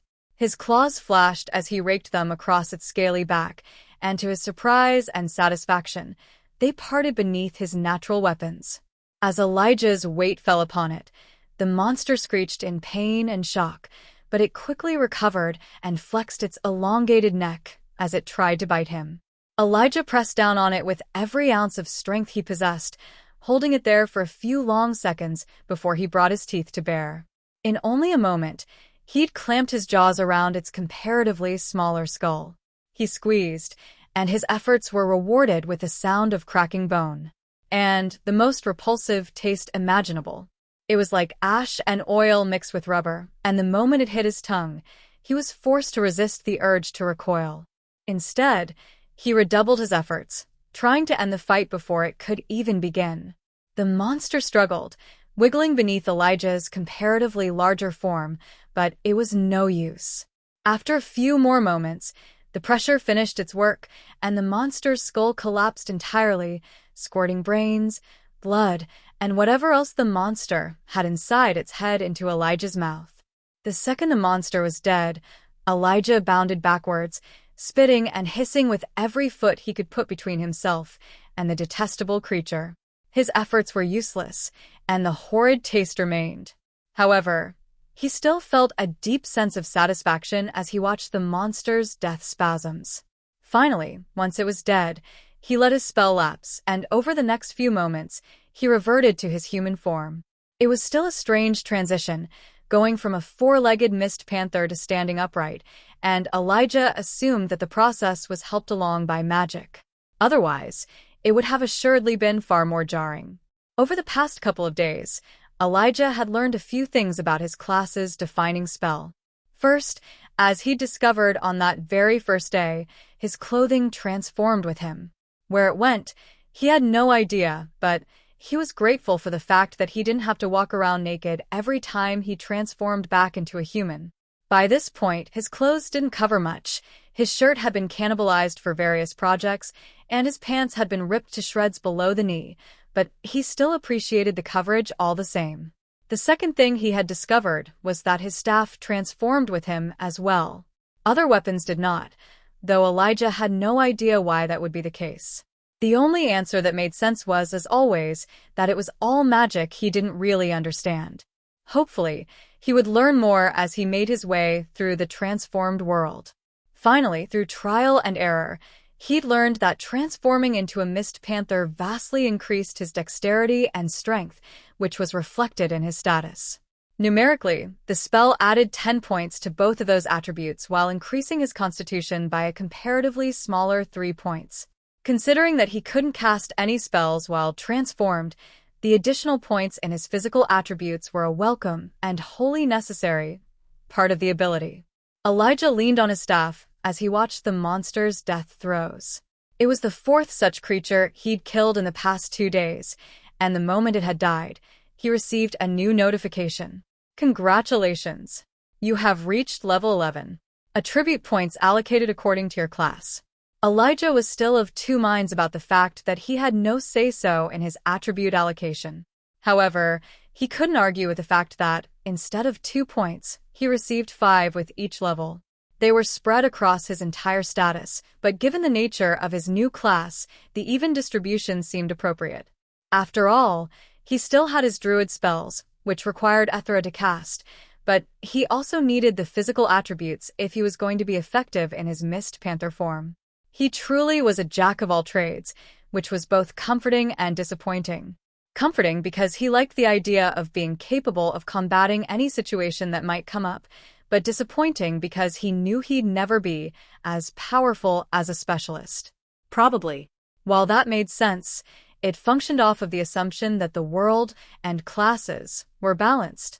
There was no guarantee that that was the case, though. For all he knew, there were extraordinarily powerful classes that gave people godlike power, or classes that gave people almost nothing. It was all a mystery to him, and aside from Nerthus, who seemed extremely restricted in what he could say, there was no one for Elijah to ask for advice. So, he had to discover most things for himself. Unfortunately, one of those discoveries happened shortly after he reached level 11. He'd fully expected to get another spell, much as he had with every other previous level. However, he quickly discovered that that wasn't the case. He knew he should be happy with his additional attributes, but he'd been looking forward to getting a new spell. Sighing, he just shook his head and hoped that he would get one when he reached level 12. With that, Elijah set off back to the grove, stopping by at the streams so he could rinse the foul taste of the Voxian monster from his mouth. When he reached the grove, he was unsurprised to find that the 3 trees that would eventually become his home had continued to grow, twining together to create a sizable floor. Suspended about 10 feet off the ground, it spread out for around 100 feet in every direction, meaning that, once it was finished, it would end up being quite a large house. For now, though, he set himself up beneath what would eventually become the floor and leaned against one of the trunks. There, he focused his mind on the ambient Ethera and began to meditate. The process wasn't overtly effective, but the swirling Ethera did help him relax, which was sorely needed, given his situation. After a while, Elijah slipped off into a fitful sleep, only waking when the sun rose the next morning. Starting that morning, his life took on a decided rhythm. Most of his time was spent hunting the Vox. He had no idea where they were coming from, but he killed at least a couple each day. Most were small, but over the next few weeks, he managed to kill a couple that rivaled the one he'd fought in the minor dimensional rift in size. When he wasn't hunting the Vox, Elijah was either meditating, gathering food, or exploring his island. And slowly but surely, he made progress in each arena. So, by the time spring became summer, he'd managed to progress far more than he ever thought possible. Never was that more apparent than when he looked at the ladder. Planetary Power Rankings Earth. 1. Oscar Ramirez, level 31. 2. Sadie Song, level 28. 3. Lisa Song, level 28. 4. Hu Shui, level 26. 5. Ram Kondu, level 25. 6. Anupriya Pandey, level 24. 7. Kimberly Jackson, level 24. 8. Michael King, level 23. 9. Gunnar Lindstrom, level 23. 10. Nico Song, level 23. 11. 12. 13. 92. Elijah Hart, level 18. He thrust both of his hands into the air in celebration as he saw that he'd managed to break into the top 100. He was only 5 levels away from getting into the top 25, too. However, getting to level 23 would technically put him on equal footing with a few of the top 10. How the system differentiated between people of the same level, he didn't know. Regardless, he didn't really care about rankings. He cared about power, and after his slow start, he'd truly begun to gain on the leaders. Not that he was competing with the rest of humanity. Not really, at least. Instead, he just wanted enough strength to do what was necessary. Hopefully, his latest gains would assist in that endeavor. He took a look at his status, feeling a deep sense of satisfaction at what he saw. Name: Elijah Hart. Level: 18. Archetype: Druid. Class: Animist. Specialization: not applicable. Alignment: not applicable. Strength: 19. Dexterity: 18. Constitution: 19. Ethera: 27. Regeneration: 21. Attunement: Nature. Cultivation: Body. Core. Mind. Soul. Wood. Unformed. Opal. Neophyte. His attributes were so much higher than they'd been even a few weeks before. However, he'd confirmed that each attribute point seemed to mean less and less as he grew in power.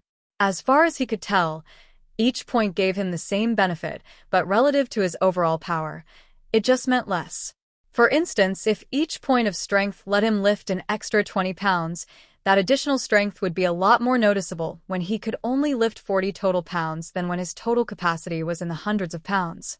In any case, Elijah was satisfied with his progress, especially considering that he'd had to do it all alone. Judging by the surnames of some of the other top 100, that wasn't the case with most people. For example, 3 people with the Song surname were in the top 10, suggesting that they were all leveling together. It didn't take a genius to reason that they all had complementary classes and abilities, and even if they didn't, there was value in cooperation. Human beings were social animals after all. In addition to the extra attribute points that came with each level, Elijah had also gotten a few new spells. Instead of getting one every level as he had for the first 10, he now got access to a new spell every other level. That meant that, since gaining his class, he'd gained 4 new spells. He pulled up the individual spell descriptions. Spell. Essence of the Wolf. Channel the alacrity of the wolf, increasing movement speed by 20%. Combat cancels effect. The first spell, called Essence of the Wolf, was similar to the others in the Essence line in that it enhanced his physical abilities. However, unlike Essence of the Monkey or Boar, it didn't provide straight attribute bonuses. Instead, it simply made him run faster, a boon that he had used to great effect while exploring the island. Thankfully, it didn't take up one of his augmentation slots, so he didn't have to make a choice between using it or enhancing his dexterity. The only issue was that the benefits fell away when he entered combat. Spell. Ward of the Seasons. Harness the power of the seasons, increasing resistance to elemental damage, water, earth, fire, air. The next new spell, which he'd gotten at level 14, was called Ward of the Seasons. It did take up one of his augmentation slots, so it was often forgotten. Certainly, he could see the benefits of the spell, which promised to decrease the damage he took from elemental spells. However, because he'd been fighting nothing but animals and Vox, none of which had access to spells, he hadn't seen much use for it. Perhaps that would change in the future, though. For now, he mostly ignored it. Ability. Guise of the Unseen. Fade into your surroundings. Not usable in combat. Requires Shape of the Predator. At level 16, he'd gotten an ability that was only usable when he took on the form of a mist panther. However, even with that limitation, it was incredibly useful. As a hunting cat, he was already incredibly stealthy, but using Guise of the Unseen made him all but completely undetectable. He'd tested it out against various animals, and unless he actively tried to be seen, he was almost entirely invisible. Of all his abilities, it was probably the one that had affected his everyday hunting the most. Spell. Healing Rain. Conjure a nourishing storm that heals allies. Once again, Elijah could see how his level 18 spell could be useful. He'd used it a few times just to get a feel for it, and he discovered that it had a couple of points in its favor. First, it took almost no Ethera to cast, meaning that it was incredibly efficient. The downside to that was that it wasn't nearly as fast-acting as Touch of Nature. A wound that Touch of Nature could heal in minutes took hours for Healing Rain to treat. The second positive aspect of the spell was that the storm it conjured lasted for hours, while covering an area that extended around 20 feet in each direction. So, if he ever encountered allies, he could heal multiple people at once with the spell. For now, though, Elijah used it to heal minor injuries and to stave off fatigue, while Touch of Nature was more geared toward healing more urgent wounds. Both had their places and were potent parts of his toolkit. All in all, Elijah was satisfied with his progress. However, he couldn't help but feel that he wasn't going fast enough.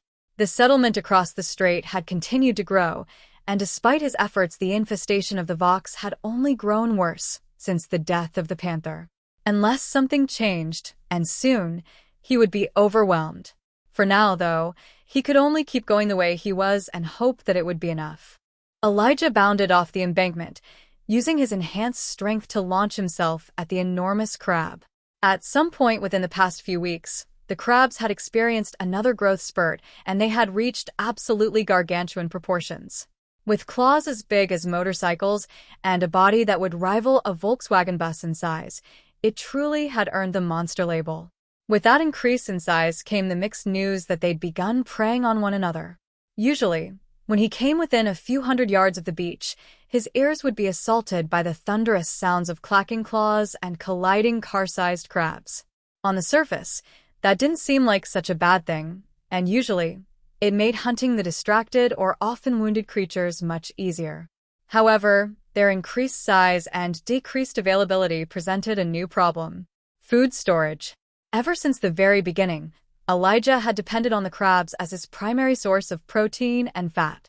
He'd supplemented it with various small game and fish, but crab meat had always been the backbone of his diet. And though he often found himself looking at the lumpy bits of white meat with disgust, he knew he couldn't afford to ignore such a ready source of food. However, because the crabs had grown so large and combative with one another, when he killed and harvested one, he was forced to make that meat last. Which wouldn't have been a problem if he had some means of refrigeration, but with spring already turning to summer, crab meat was quick to spoil. So, he'd ended up wasting far more than he ate. Again, that wouldn't have been such a problem if they'd remained as numerous as before, but due to their habit of fighting and killing one another, that just wasn't the case anymore. Still, that was a problem for another time, and Elijah focused on the fight at hand. Or rather, the slaughter. For all their size, the mutated crabs were completely incapable of keeping up with Elijah's enhanced speed. Even if he'd been in human form, he could have run circles around the thing. The only dangerous bit came from how quickly it could bring its oversized claws to bear, but Elijah was an experienced enough crab hunter that he was never in any real danger. First, he let his bounding leap take him to the top of the creature's muddy brown shell.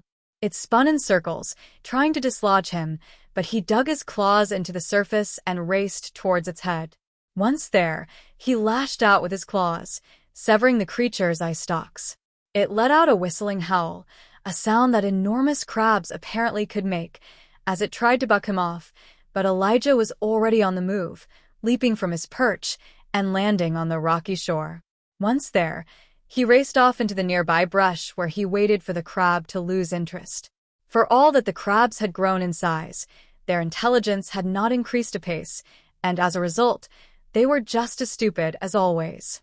A good thing, too, because otherwise, Elijah would have had difficulty bringing them down. Once the crab lost interest, it meandered around, confused and lacking the senses it needed to navigate the world. Even if Elijah left, it would soon succumb to some other predator, or to another crab. He didn't revel in the thing's suffering, but killing was a part of life in any ecosystem. If he wanted to survive, the crab needed to die by any means necessary. Suffering just didn't enter into his thought process. It couldn't. Now that he was out of combat, a nebulous state that he couldn't really explain, save that he knew it when he felt it, Elijah embraced guise of the unseen, letting himself fade from view. It wasn't invisibility. Not exactly, at least. But it was the closest thing to it, and he knew that most creatures would have trouble detecting his presence unless he got really sloppy, which had happened more often than Elijah liked. While he had the instincts of a hunting cat to call upon, he was still new to it all. As such, he'd experienced almost as many failures as successes.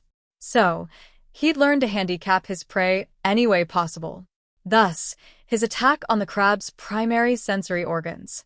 He stalked forward, confident in his ability to remain undetected as he passed beneath the monster's shell.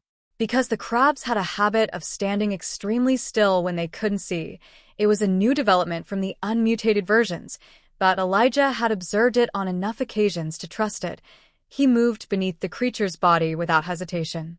Once he reached the appropriate spot, he lashed out, plunging his claw deep into its relatively unprotected underbelly and destroying the nerve center closest to its head. With that done, he darted out from beneath it just before it collapsed. It wasn't dead yet, but it was only a matter of time before it succumbed.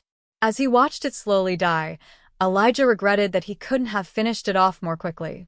Before, when he could simply flip the thing on its back, it was easy enough to destroy the second nerve cluster and kill it, but with how large it had grown, that was simply impossible. So, he had no choice but to watch it slowly perish. However, only a few minutes into the process, an acrid scent wafted toward Elijah. The moment it hit his nostrils, he dashed away. It was just in time, too, because, only a second later, a Voxian monster the size of a pony crashed into the spot he'd just vacated. Like all of the Vox Elijah had seen, this newcomer was reptilian in appearance, with viridian scales, wicked talons, and sharp teeth. However, this one was also equipped with a thick, meaty tail that reminded Elijah of a crocodile, except for the spikes jutting from the end. It recovered quickly, spinning around, and using its tail as a weapon. Elijah leaped high into the air, avoiding a blow that would surely have skewered him, but the lizard-like Vox was ready for that move, and it continued its spin by aiming a raking claw in his direction. Elijah tried to twist out of the way, but being suspended in midair, he had no leverage. So, although he managed to avoid the worst of it, he still took a blow to his side. Blood gushed from the resultant wound, showering the Voxian monster in red rain. It opened its mouth and screeched in obvious ecstasy as the momentum of the attack sent Elijah spinning through the air only to skid across the rocky beach before colliding with the dying crab. He ignored his wound, leaping to his feet just in time to dodge the Voxian monster's next blow, and he managed to clip it with a responding attack that easily parted the scales on its shoulder before landing lightly and taking off into the brush. The lizard-like Vox crashed through the forest after him. Elijah had come a long way since his first encounter with a Voxian monster, and so he wasn't the helpless prey he'd once been. No, he'd spent weeks honing his skills as a hunter, and now that he'd recovered from the surprise attack, it didn't take him long to gather his wits and turn the tables on the creature. And while he might have been comparatively vulnerable on the beach, he was completely at home in the forest that had been his home for the better part of a year. With the failure of its ambush, the monster never had a chance. Over the next few minutes, Elijah engaged in hit-and-run tactics. He didn't try to kill the thing with a single blow. Instead, he utilized the death-by-a-thousand-cuts mentality. Soon enough, the wounds he'd opened with his first few attacks began to fester, and the monster stumbled. It quickly righted itself, but it was the beginning of the end. Contagion, the passive ability that came with shape of the predator, usually didn't come into play. However, in a long and drawn-out confrontation, it showed its worth when the accelerated infection began to do its work. Elijah could have left it there, and like he'd done with the crab, simply waited on the monster to die. However, he chose to use the encounter to hone his skills. So, over the next hour, he continued to harass the creature until, at last, it fell over and died. Elijah approached, ignoring the acrid scent assailing his nostrils as he beheld his handiwork. The Voxian monster's scales had become a mass of shallow cuts, and the barely visible flesh beneath had turned a sickly green color with infection. It had been a useful fight, but even the day's 2 kills hadn't given him enough energy to gain a level, which was frustrating. It had been almost a week since he'd achieved level 18, and he'd yet to progress any further. That stall had already resulted in him falling off the ladder, which only exacerbated his annoyance. After ensuring that the monster was dead, Elijah returned to the beach to find that his crab was already being consumed by another of the creatures. So, with a feline sigh, he set about repeating his actions, killing the oversized crab with little difficulty. Then, he let shape of the predator fall away, resuming his human form. Of late, he'd spent most of his time as a mist panther, and as a result, returning to his natural body left him feeling momentarily awkward. Once he'd taken the time to harvest the huge crab's claws, he set off back to the grove. Along the way, he stopped by to wash the blood from the wound on his side. Upon inspection, he saw that the monster's attack had actually exposed his ribs. After cleaning up, he continued on his way, carrying an enormous crab claw on either shoulder. Once, he would have had trouble with such a feat of strength. Certainly, when he'd first washed ashore, he'd have been entirely incapable of even dragging such heavy appendages. But now? With his increased strength, the only barrier was how awkward the burden was to carry. When he reached the grove, he took a few moments to look around before heading to the underside of what would become his house. The roof still wasn't finished, so he'd yet to move in. However, it was growing closer to completion with every passing day. Still, he found it difficult to take pleasure in its construction, because he was frustrated with his slow progress. Elijah had never been the most competitive person in the world. Sure, he wanted to win any competition he participated in, but losing hadn't put him in a foul mood. Not like it had with his sister. Indeed, she had always been the truly competitive one, and if Elijah was honest, he'd half expected to see her name at the top of the ladder. She was the high achiever after all. But now? Having tasted a bit of success, Elijah desperately wanted to continue climbing the ladder, and not just for the sake of doing so. He knew he needed to get stronger. The Vox continued to assault his island, and even if they hadn't, there were the people across the strait to worry about. If he truly wanted to protect his grove, he needed to grow more powerful and fast. And just when he'd started to roll, his progress had stalled. His frustrations continued to mount as he stored his crab claws away in a woven basket he'd made for that very purpose. Then, he removed his clothing and cast Healing Rain. A small, localized storm cloud manifested, and a moment later, a steady drizzle fell from the sky. Elijah sat down and placed his hand over his wound before casting Touch of Nature. The combination of the two healing spells quickly mended his flesh, and soon enough, Elijah was entirely whole. But he was still too frustrated to sink into meditation, so he took a few moments to inspect his garden. The berries he'd grown were almost ripe, which would be a boon for his food supply. To quicken the pace, he spent an hour steadily pulsing nature's bounty. After that, Elijah made a circle around the grove, using his spells to ensure that the trees continued their own growth. According to Nerthus, the grove would continue to mature, and that it would eventually encompass the entire island. Hopefully, at that point, the steady invasion of Vox would cease. Once he'd completed a few circuits around the grove, Elijah retreated to his temporary home beneath what would become his permanent house, and ate some stew he made from mushrooms, wild onions, and, of course, crab meat. It was not pleasant, but he ate it anyway. As he sat there spooning the vaguely edible concoction into his mouth, Elijah pondered the nature of life. Survival, he reasoned, wasn't enough. Not really. Eventually, endeavoring to simply live another day would lose its luster. He missed people. He missed good food prepared by people who actually knew what they were doing. He missed his family. He missed so many things about his old life. Sure, he'd gotten a second chance when his terminal cancer had been cured. He even got magic powers out of the deal. But was he really living? No. He certainly wasn't. It was at that moment that Elijah resolved to change that. He still needed to ensure the grove's survival, and eventually, he would have to do something about his aggressively industrious neighbors across the strait. But once he'd accomplished those goals, he decided to look for civilization, to find his sister, nephew, and sister-in-law, and to actually start living his life. But as he looked up at the star-filled sky, he realized that those goals were probably a long way from becoming reality. For one, the world had been transformed. One of the very first notifications he'd read said that the Earth would experience selective randomization. And clearly, they had alien visitors. The fact that he'd helped kill a goblin, gnome, and dwarf proved that much. So, he reasoned that finding his way back to Seattle would probably be much more difficult than he could imagine. Sighing, he laid back and closed his eyes. It would be difficult, sure, but that was fine. He had magic powers after all. He could handle a little journey. With that in mind, he felt a little better about his situation. As summer laid its hand over the region, the island transformed. Flowers bloomed, fruit ripened, and wildlife became more active than ever before. Elijah was no exception, spending his days hunting and exploring.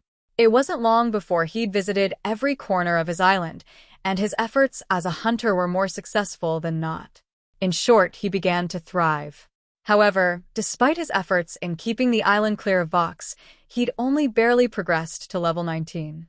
Fortunately, that got him back on the ladder, if only onto the 99th spot. Still, it was progress, and he appreciated the allocation of the additional attribute points that came with the level. As he sat in his grove, he looked at his status, a habit he'd developed over the months since he'd been stranded on the island.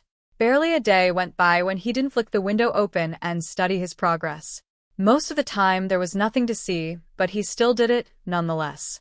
That action came with varying degrees of pride and disappointment, depending on his mood. Pride, because he'd come a long way in a little more than a year. When he'd washed ashore, suffering from cancer treatments and terminal cancer, he'd been incredibly weak. In fact, he was so powerless that a few overgrown crabs had nearly killed him.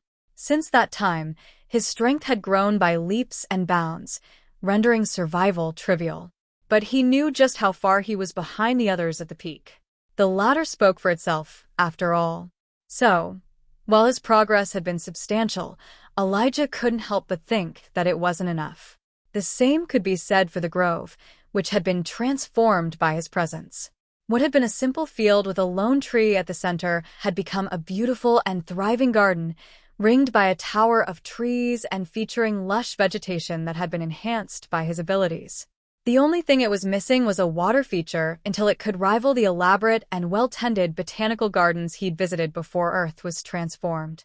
But it wasn't enough, not to become the safe haven he and Nerthus had envisioned. The coalition of dwarves, gnomes, and goblins across the strait had continued to settle the area, and their little town had become a thriving city with a population in the thousands. The surrounding landscape had been decimated, and though they hadn't covered everything with concrete like humanity was wont to do, it still smacked of the artificial. More, they'd begun to expand their efforts into the sea, sending sizable ships out that soon returned with massive whales in tow. Elijah had never been a true conservationist, but there was enough of the marine biologist left in him that he saw whaling as an abominable practice. Once, humanity had driven the mighty creatures to near extinction, so he couldn't help but feel a sense of anger as he saw those carcasses being dragged into the strait. But he couldn't do anything about it. There were no regulations anymore. Not that he knew of, at least. And if the state of the crabs was any indication, those whales were probably more than capable of defending themselves. But that didn't really affect the way he felt about any of it. The fact was that he was inadequate, and his efforts to change that had so far come up short. So far. He still had time, but the settlement continued to grow with every passing week. Soon, they would expand to his island. Why they hadn't done so, aside from sending the trio that had run into the panther, was a mystery he'd yet to solve. Shaking his head, Elijah took one last look at his status. Name: Elijah Hart. Level: 19. Archetype: Druid. Class: Animist. Specialization: not applicable. Alignment: not applicable. Strength: 20. Dexterity: 19. Constitution: 20. Ethera: 28. Regeneration: 22. Attunement: Nature. Cultivation: Body. Core. Mind. Soul. Wood. Unformed. Opal. Neophyte. Sighing, he pushed himself to his feet and looked around. Behind him, his home was nearing completion. The branches had woven together, giving it a rounded shape that culminated in a leafy and impenetrable canopy that, when it was finished, would block out the elements. The interior construction, or growth, if he was being accurate, hadn't even begun, but according to Nerthus, that wouldn't take long to complete. Almost as soon as he thought of the tree spirit, Elijah felt a stirring in the ambient Ethera that announced Nerthus's arrival. He looked up to see the vaguely humanoid knot of twisted roots and said, "You're popping up a little more often lately." "The Ethera climbs a bit more each day," Nerthus said in his whispering wind voice. "Soon, it will be capable of supporting my continuous presence." Elijah nodded. "I have questions," he said. "As is your habit," Nerthus replied from his perch. "You've talked about those dimensional rifts," he started. "The one I closed was a minor version, right?" "It was, but there are presumably major ones as well, right? And you said something about towers before. Can you explain how that works?" Elijah asked. Nerthus cocked his head to the side, then, after a moment, said, "Some." Elijah gestured for him to go on, but when Nerthus clearly didn't take the hint, he said, "Okay, go ahead." The minor dimensional rift is the second weakest version of a Vox incursion, he stated. If left to its own devices, it will eventually spew forth a small horde of comparatively weak creatures. Second weakest? What's the weakest? Elijah asked, already guessing the answer. The spontaneous manifestations. Singular Vox who manage to tear through the dimensional membrane and invade the world. Weak is a bit of a misnomer, though. Typically, the creatures that come through spontaneous manifestations are much more powerful than those in minor rifts.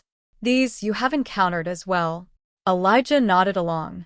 That explained why he'd never been able to find the source of the monsters he routinely killed. If they were spontaneous manifestations, then there was no source. They simply appeared. What causes them, he asked. A combination of factors I am prohibited from explaining to you. Elijah sighed. It was so frustrating having a source of information so close but being incapable of getting what he needed. It felt like reading a book that was missing pages. Okay, what comes after the minor dimensional rifts? Major ones? No. After that comes average dimensional rifts, then major, and finally, primal realms. There are more dangerous incursions, but not on this planet.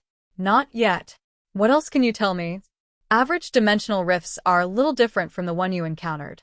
They act as a simple bridge between our two realities, and the creatures they manifest will be dependent on the region and ambient Ethera levels.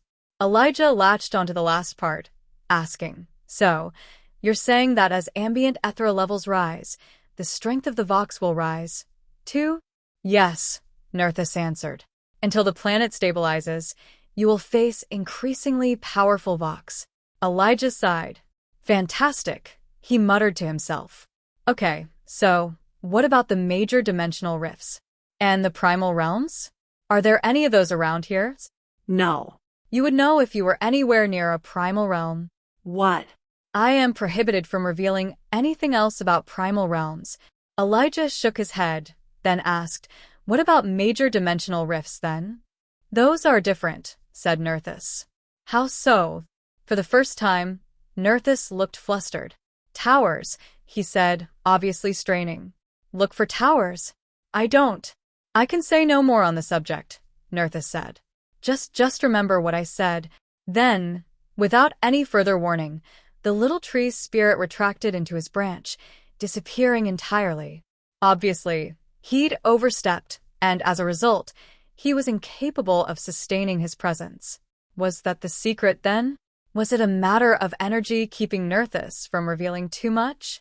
Elijah had no idea, and he suspected that it would be some time before he got any more answers. However, the information Nerthus had revealed was incredibly useful, because Elijah had seen something that might have been the top of a tower. During his exploration of the island, he'd seen a rocky spire a few hundred yards out to sea. At the time, he thought it just a curious rock formation, but now that he knew what to look for, he could easily imagine that it was the top of a tower. Or perhaps he was just grasping at straws. After all, there was nothing else to suggest that there was a major dimensional rift near his island. But then again, perhaps its presence was the reason Nerthus had strained his limitations to give him the small but necessary bit of information that would steer him in the right direction. But if there was a tower near the island, then it represented both a danger and an opportunity. Since the beginning, the ambient levels of Ethera had continued to rise, and according to Nerthus, the relative danger of the dimensional rifts rose right along with it. So, if there was a tower, it made far more sense to deal with it as soon as possible rather than let it continue to strengthen. Or fester. That seemed a more accurate word, given the nature of the Vox. Was he ready to face such a challenge, though? His cautious nature screamed at him to avoid finding out. Hunting a few monsters that had manifested on his island was one thing, but to enter a major dimensional rift? That seemed like a recipe for disaster, especially considering that he'd nearly died in the minor version. In fact, if he chose to combat the new threat, if it even had existed, he'd be skipping an entire level. Logically, he should look for an average dimensional rift, then work his way up from there. Instead, He was thinking about jumping from the lowest level threat to one of the highest, with nothing in between. But was that accurate? He'd been hunting and killing Voxian monsters for months, and he'd gained more than 10 levels since defeating the minor dimensional rift. Maybe that would be enough to see him through. Elijah sighed and sat down, leaning against the ancestral tree that was Nerthus's home. The reality of his situation was that he didn't have much in the way of options. He knew he wasn't ready to face the people across the strait. That was an indisputable fact that was supported by verifiable events. He had seen the panther in action, and he knew that, even now, he couldn't have stood up to it. And it had been killed by the people from across the strait. Without Elijah's interference, they'd have done it without much difficulty, too. That meant that they were still far above him in terms of power. And soon enough, they'd come to the island. He knew that as well as he knew anything else in the transformed world. Nerthus had said as much, but Elijah's surety came from observation. He'd seen them consume and destroy everything they saw, and it wasn't difficult to infer that, if they knew about the existence of the ancestral tree, they would aim their destructive tendencies in the island's direction. The only thing standing in their way was Elijah himself. And he wasn't ready to fight them off. He'd long known that he needed to get stronger, and he'd diligently worked towards that goal ever since the panther's death. But his progress had stalled. He needed a jolt to get him back on track, and the unconfirmed presence of a tower represented just such an opportunity.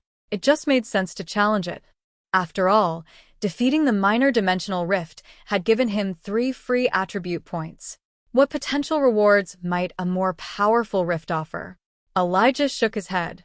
No matter how much he wanted to get stronger, there was no way he could convince himself to walk into unknown danger. He had no real context to guess what a major dimensional rift would entail, and if he went in blind, he would probably end up dead. Certainly, he liked the idea of getting stronger at all costs.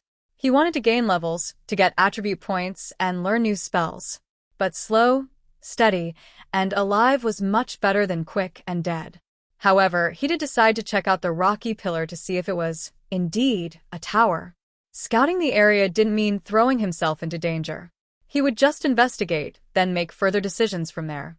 With that in mind, he rose and cast Essence of the Wolf, then Essence of the Monkey, and finally, embraced one with nature. Stretching, he reveled in the increased power of his enhancements, then cast Shape of the Predator. Over the past few weeks, he'd spent more time as a mist panther than as a human, and the transformation felt comfortable in a way his humanity couldn't match. Perhaps it was the increased power, or maybe it was just easier to live as an animal. After all, with the transformation came the increased focus of a predator. And with so much stimuli tickling his senses, it was difficult to think about philosophical questions concerning loneliness, disappointment, and the future. Whatever the case, Elijah found it so much easier to focus on the task after the transformation completed.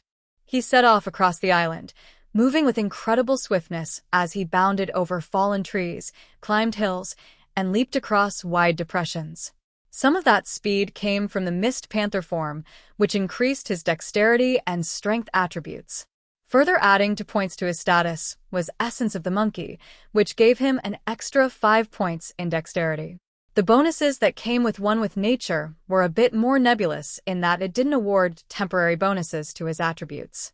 Instead, it just made him stronger, more durable, and more coordinated than normal. Alone, none of the enhancements were too overwhelming, but when taken as a whole, the increased power was significant. Finally, adding to his speed was Essence of the Wolf, which gave him an extra 20% movement speed. The end result was that he was more than twice as fast as he would have been without his various augmentations, and he covered the distance to the southern shore in a fraction of the time it would have taken him to travel the distance in his human form. So, it was only about 15 minutes before he reached his destination, which was a steep cliff that looked like someone had simply sliced into the side of a hillock. As he stood at the top of the cliff, Elijah glanced down at the crashing waves more than 100 feet below before letting his eyes wander out to sea. In the distance, maybe 200 or 300 yards away, he saw a rocky pillar jutting approximately 50 feet above the surface of the water. There were a few more fingers of stone surrounding it, but they barely crested the waves. From a distance, the pillar looked natural. However, after Elijah let shape of the predator fall away and used eyes of the eagle to magnify his vision, he saw that, beneath that rocky exterior, was something that looked man-made. There were too many straight lines for it to be natural. He couldn't be certain unless he dove into the sea, but Elijah's instincts, or maybe his sense for Ethera, told him that he'd found a tower. Elijah leaned against the ancestral tree, slowly chipping away at the hunk of wood that he hoped would one day become a recognizable figure. But even with the knives he'd taken from the invading trio that had killed the guardian panther, it was slow going. And the results of his attempts at carving were scattered at best. Gradually, he whittled the hunk of wood down to a basic shape. When he finished, he hoped it would resemble the first Voxian monster he'd encountered, but he knew enough to recognize that the best he could manage was a vague likeness. That was fine, though. It wasn't as if he intended to enter into some art competition. Instead, wood carving was just a way to pass the time. After a couple of hours, he rose and crossed the grove. As he did so, he snatched a handful of berries from the bushes he'd cultivated and popped them into his mouth. On the outside, they resembled blackberries, but they were far sweeter than any he'd ever tasted. More, only a few could sustain him for weeks, at least according to Nerthus, who, after a dormant week, had recently returned to dole out a few parcels of information. One such nugget was that the fruit grown within his grove was abnormally nutritious. Eventually, it would pass from abnormal to overtly magical and would offer restorative powers. But that was a long way off. Still, Elijah appreciated the additional taste even if he didn't really need the enhanced nutrition. Because of his hunting prowess as a mist panther, food scarcity had ceased to be a threat to his survival. Of course, a lack of variety still haunted him to the point that, when he finally managed to make good on his internal promise to explore the transformed world, he fully intended to abstain from eating shellfish for the rest of his life. But for now, crab remained the most ready source of fat and protein. He could hunt smaller game fairly easily, but doing so just wasn't worth the energy when he could quickly and easily kill crabs and harvest their meat. After pausing to pulse nature's bounty next to the bushes, Elijah continued across the glade until he reached the trio of trees that had grown together into his home. It had only just reached the point where it was livable, and he was eager to give it a look. For a long few moments, he just stood and admired the creation, though. The trees had grown together so seamlessly that, at first glance, they looked like the same organism. From those winding trunks grew a series of branches and roots that twisted around the base of the trees, creating what looked like a spiral staircase that led to the expansive floor suspended 24 feet from the ground. From a distance, the structure of the house itself was hidden by leaves and branches, but up close, Elijah could see the solid walls that looked to him like a woven basket made of tree limbs. With no more hesitation, Elijah mounted the steps, feeling the branches that comprised the staircase give slightly beneath his feet. He ran his hand along the tree trunk as he followed the spiral up and into the structure itself. When he did, he found his breath catching in his throat. Flowers danced along the ceiling, slightly glowing with soft, white light that illuminated the interior. Chairs, couches, and other furniture grew from the ground, their surfaces softened by moss and leaves. When Elijah reached down to touch the closest chair, he found that it felt little different from a modern version he might have had in his old apartment back in Hawaii. "No," he said to himself as he sat down with a grateful sigh. "This is so much better." Of course, that might have been due to the fact that he'd spent the past year with nothing but stumps and logs as furniture. "I am glad you like it," said Nerthus as he suddenly grew out of the floor. "I thought you couldn't leave the ancestral tree." "That is true," said the tree spirit, but he didn't elaborate.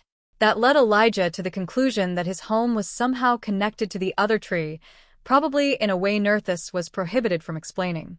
"Would you like a tour?" Elijah nodded, and the little tree spirit led him deeper into the house, describing the home's features along the way.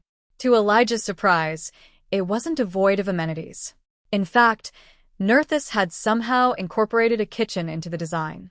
Certainly, it didn't feature an electric stove or anything of that nature, but it did have a fire pit where Elijah could cook his food and a few raised, flat surfaces where he could prepare his meals. More importantly, it had what Nerthus described as a cold box. Set into the floor, it was only a couple of feet wide and half as deep, but when Elijah opened it, he felt a blast of cool air. It wasn't quite freezing, but it reminded Elijah of a small refrigerator. "How is this possible?" "Ethera," Nerthus said. "I noticed that you had a food spoilage problem, so I took the liberty of addressing it. Are you pleased?" Elijah nodded. I definitely am," he said. Being able to preserve his food would free up quite a bit of time, much of which had been wasted due to the need to constantly acquire fresh meat. With the cold box to preserve the meat, a lot less would spoil. Over the next few minutes, Nerthus showed Elijah through the treehouse, and to his surprise, it featured a multitude of bedrooms in addition to the kitchen, living area, and even a bathroom. "There is no running water as yet, but in a few months, I should have enough Ethera to manage it," Nerthus stated, almost apologetically. "No, this is great," Elijah said. Indeed, he wasn't above hauling a little water if it meant having a comfortable place to do his business. After squatting in the woods for an entire year, even having an enclosed space seemed like a nearly unimaginable luxury. All in all, the house seemed far more elaborate and comfortable than anything he could have expected. So, over the next hour or so, he engaged in the arduous process of moving in. First, he gathered a crab claw he'd harvested earlier that day, and after cracking the shell open, deposited a good portion of the meat in the refrigerated cold box. Then, after disposing of the remnant, he headed to the stream where he washed himself. It wasn't the same as using soap and water, but he did the best he could with his limited resources. Once he'd removed the worst of the dirt and grime, as well as the scent of the raw crab, Elijah gathered the rest of his belongings. He didn't have much. Just a few baskets full of berries and mushrooms, his carving attempts, some honey he'd harvested from a hive a few days before, and the gear he'd looted from the invaders' corpses. He'd already made use of their clothing by picking out the stitches and adjusting it to fit his much larger frame, but there were a few strips of excess cloth he'd been using as rags. After moving everything to the house, he looked around. On the one hand, he was grateful to finally have a real roof over his head and a comfortable, safe place to sleep. However, a wave of depression came with that satisfaction, largely because he had no one to share any of it with. Elijah had never been what anyone would call a social person. He had friends and acquaintances, but he'd always been just as happy alone in the wilderness as he was accompanied by other people. Or that was what he'd thought before spending over a year with no one but an occasionally present tree spirit for company. As he lay in his new bed, which was incredibly comfortable, and looking up at the softly glowing flowers, he found himself wishing someone else was there to appreciate it alongside him. His sister-in-law, Carmen, would have loved it. So would his nephew, Miggy. His sister, Alyssa, would act like she didn't find it all fascinating and beautiful, but Elijah knew her well enough to know just how false her act was. Finally, his mind wandered to his ex-girlfriend, Lacey. They'd never been truly in love. Elijah could recognize that with the distance and time stretching between them. However, for years, she had been his closest friend. Breaking up with her had been one of the most difficult things he'd ever had to do, but at the time, he hadn't wanted to burden her with the reality of watching him slowly wither away and die. Now, he regretted that they hadn't spent more time together. He fell asleep thinking about the times they had shared, and his dreams followed along with that theme right up until something startled him awake. He bolted upright, already embracing the Ethera in his core and priming himself to cast Storm's fury. Jerking his head around, he saw nothing but the still unfamiliar confines of his new home, which was still softly lit by the white flowers growing out of the ceiling. What the... A wave of dense Ethera washed over him with enough force to send his mind reeling. Before, he would have said that it was impossible for there to be too much ambient Ethera. Clearly, that was false, and the excess left him feeling dizzy enough that if he'd been standing, his knees would have already buckled. As it was, he had to grab the wall just to steady himself. Over the next 20 seconds or so, the level of Ethera slowly fell until it reached something closer to normal. And then, Just as Elijah was thinking about standing, another wave of dense energy swept through him, starting the process anew. Again and again, the cycle repeated over the next few hours until, at last, normality reasserted itself. By that point, Elijah was a mess. He felt alternatingly drunk, hyper-aware, and everything in between. Still, once everything settled, he managed to push himself out of bed and stumble his way out of the house. Lurching down the steps proved to be particularly perilous, and he ended up falling down the last few steps. After hitting the ground, he simply lay there for a few moments before pushing himself to his hands and knees as he tried to master himself. The results were mixed, but after a while, he climbed back to his feet and staggered toward the ancestral tree. When he reached the tree, Elijah called out for Nerthus, and only a few seconds later, the spirit grew out of the lowest branch. "How may I, oh dear? What's going on?" Elijah slurred. "It is a surge," Nerthus stated. "Please listen carefully because I do not have much time. The tower, you have found it, yes?" I found it." "Good. Over the next few hours, the island will be inundated by wave after wave of monsters," the tree spirit said. "After a period of calm, it will repeat unless you challenge and conquer the tower." "Conquer it? I can't, I'm not." Elijah's mind spun. He decided not to investigate the tower further, and for good reason. He had no idea what dangers lie within, and as such, he felt like challenging it would be walking to his death. "You must. Otherwise, this island will be overwhelmed and destroyed," Nerthus said. "Conquering it will." Nerthus collapsed, merging with the branch before he could get another word out. He was gone so suddenly that, for a long while, Elijah could only stare at that spot, until he felt something enter the grove. Elijah's had stopped spinning, and he whipped around, already embracing his various spells.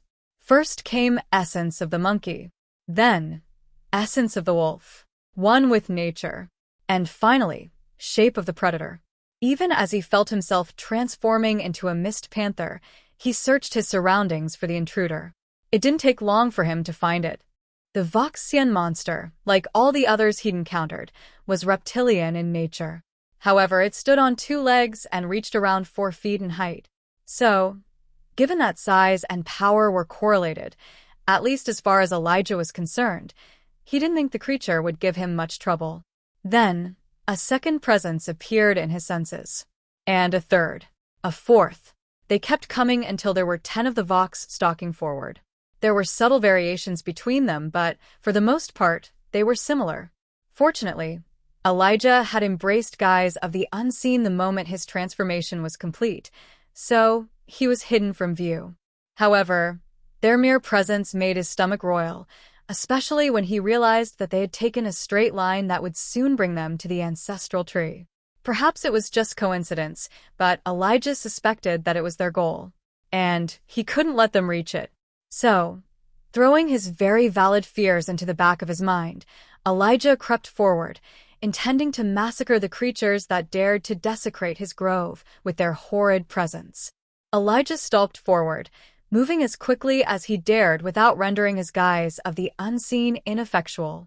The ability was usually very effective, to the point where he could sneak up on most animals without fear of being detected, but it had its limits, chiefly that if he moved too suddenly or into bright lights, he would be seen. It was still just before dawn, so bright lights were no threat, but he had to be careful to keep his movements under control as he hurried toward the invading Vox.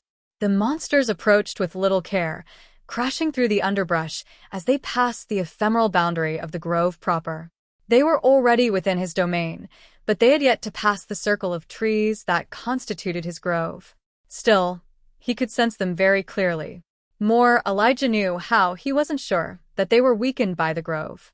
However, he also felt the grove's power level dip, and he inferred that, if the Vox were left to their own devices, they would slowly drain the grove of all Ethera and consume whatever remained of the ancestral tree. Elijah refused to let that happen, not because he wanted to fight them. He didn't, especially considering that he was outnumbered 10-1. But he also didn't have much of a choice. The grove was more than just his home. It was a stronghold against the invaders and a fortress that protected Nerthus and the ancestral tree. And he was meant to be their protector. So, Elijah padded forward on silent paws until he reached the first monster. On all fours, Elijah was only a few feet tall at the shoulder, so the reptilian creature loomed over him. An air of corruption wafted from its viridian scales, accompanied by the sickly sweet smell of decay. If Elijah hadn't spent the last few months hunting similar creatures, he would have been overwhelmed by disgust. However, he'd grown accustomed to their stench, and so he barely paid it any heed as he finally pounced. The first attack was vicious, and Elijah's claws ripped through the monster's back legs. Its scales parted easily, and his efforts were rewarded with a screech of pain and a shower of black blood. It tried to whip around with a backhanded attack, but it didn't account for its injury. For all their magical toughness, the Vox were still physical creatures that were dependent on muscles, bones, and ligaments. So, the moment it tried to turn, its leg collapsed beneath it, sending it stumbling to the ground. Of course, it quickly recovered, magical durability being what it was. But by that point, Elijah was already racing into the shadows. The monster howled in pain, or perhaps in an attempt to communicate with its fellows, but it was useless. Elijah darted from the darkness, targeting the second monster with a similar attack. It was even more effective than the last, and Elijah felt his claws scraping against bone before he bounded away. The third monster was clearly aware of his presence, but with guise of the unseen active, it couldn't pinpoint his location. So, it remained rooted in place, spinning around as it tried to look everywhere at once. It was a curiously human reaction, and if Elijah wasn't in the middle of a battle, he would have wondered at its origin. As it was, he baited the Voxian monster by letting himself be seen, then melting back into the shadows. It responded with predictable fury, rushing toward the spot where Elijah had been seen, but by that point, he was already circling around. His subsequent attacks ripped through both of the creature's hamstrings before Elijah dashed back into the underbrush, using the shadows and his ability for cover. The next few creatures were similarly easy to manipulate, giving Elijah confidence to push himself to do a little more damage with each ambush. It was a mistake, as was made painfully obvious when he overplayed his hand and got a claw to his ribcage for his trouble. He went tumbling into the bushes, leaving a trail of blood as he barrel-rolled to a stop. Shaking his head, he pushed through the dizziness that came from blood loss, pain, and a budding concussion from where he'd hit his head multiple times while bouncing through the forest. Knowing that he couldn't remain stationary for long, Elijah climbed to his feet and dashed away. It was just in time, too, because one of the remaining uninjured monsters, there were only two who were at full strength, came into view only a moment later. It stopped, sniffing the air, then turned toward where Elijah was crouched. A horrifying grin split its reptilian face before it let out a series of barking hisses. Elijah crept backwards as those barks were answered by its fellows. The creatures were communicating. Were they pack hunters like wolves? Or was their ability to communicate more advanced? Did they have intelligence on par with humans, perhaps?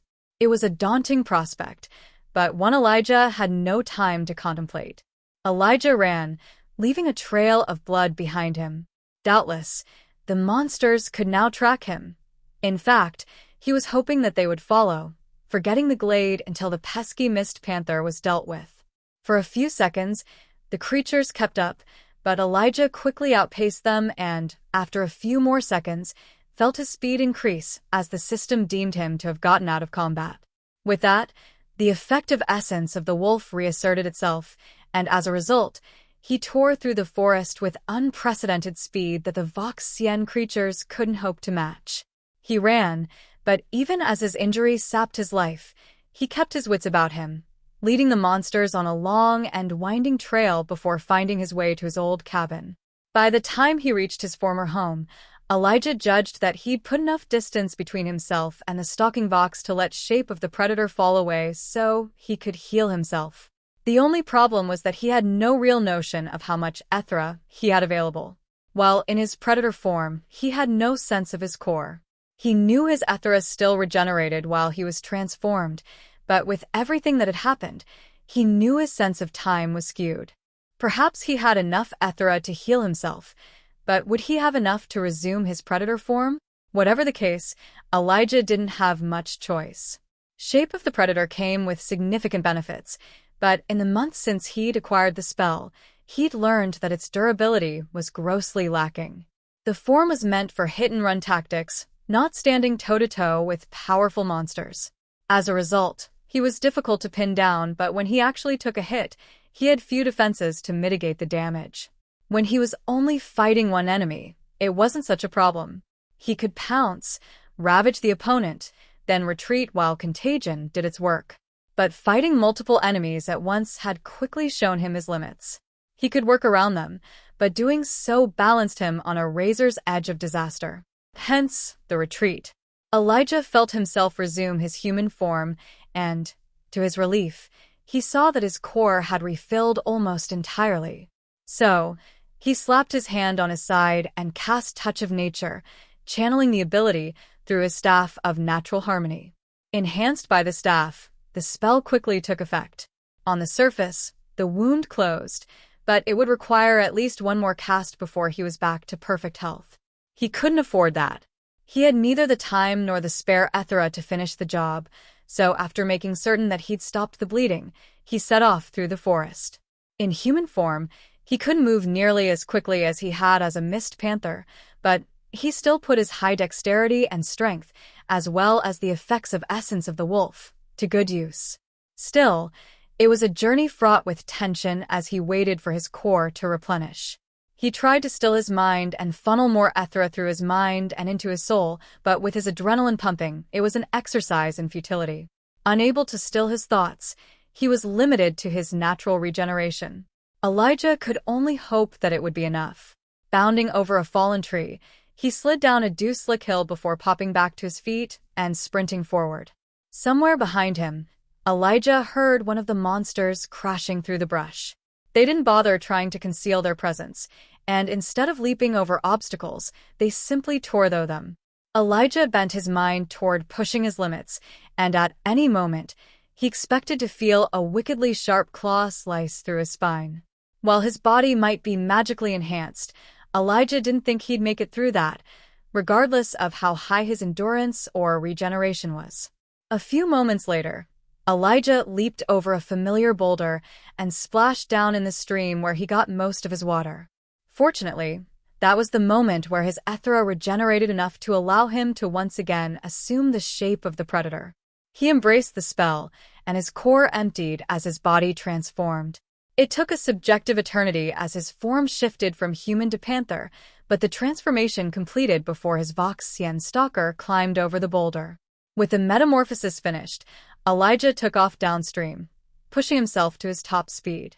He left the frustrated monster behind, and when he'd managed to put quite a bit of space between his position and his pursuer, with a little freedom, he dropped to his stomach and rolled, washing the blood away in the process before doubling back. As he did so, he cloaked himself in guise of the unseen and resumed his hit-and-run tactics. When he reached the nearest monster, he saw that contagion had already begun to work its gruesome magic. The creature was still moving forward, but the ability had sapped much of its strength. If Elijah left it alone, there was every possibility that the infection would eventually kill it off. But he wasn't going to take that chance. So, he climbed a tree and, when the monster passed beneath him, he pounced, raking his claws across its shoulders as he clamped his jaws down on the creature's head. It tried to throw him loose, but with contagion coursing through its veins, it was incapable of displaying its former strength. Elijah's jaws flexed, and, a moment later, the monster's skull was crushed. It fell, dead before it hit the ground. Elijah felt an influx of Ethera that pushed him closer to level 20, but it wasn't quite enough to tip him over the edge. But that was fine. He had 9 more of the monsters to kill. So, he set off through the woods, trying to ignore the foul taste in his mouth as he stalked the remaining Vox. The first he found was one of the 2 uninjured, so he used similar tactics to what he'd employed at the start of the battle. 2 quick claw strikes, and its hamstrings were severed. More importantly, it was infected with contagion. Elijah moved on, disappearing into the shadows as he stalked the remaining monsters. The next one he found was barely capable of standing on its own 2 feet. In his initial salvo, Elijah had severed the vox equivalent of one of the creature's Achilles tendons. That injury, along with the effects of contagion, meant that its gait had been reduced to little better than an awkward stumble. Elijah finished it off without any real difficulty. The same could be said for the next, which fell almost as easily. The next few had huddled together as they searched for him, but their superior numbers did them little good as Elijah dashed in, slashed a few times, then used his superior speed to disappear into the forest. It took a few passes, but a few minutes later, they were all dead. Over and over, Elijah killed the powerful monsters. With contagion slowing them down and gradually sapping their strength, they were no match for Elijah's combined advantages. There were a few close calls, especially when he found the lone, uninjured monster, but he managed victory all the same. He barely even took any additional wounds. By the time it was all said and done, Elijah was absolutely exhausted, though. However, when he finally returned to his grove, he couldn't help but feel a sense of accomplishment. Not only had he managed to defend his territory, but he'd also crossed over to level 20. And with that came additional attributes. Or, more importantly, a new ability. Predator Strike. Ambush an enemy from stealth, causing increased damage. Only usable when under the effective shape of the predator. When Elijah looked at the ability, he was elated. He'd been hoping for something he could use in his predator form, and reaching level 20 had given him precisely what needed. He could only hope that it would be enough to get him through the ordeal laid out before him.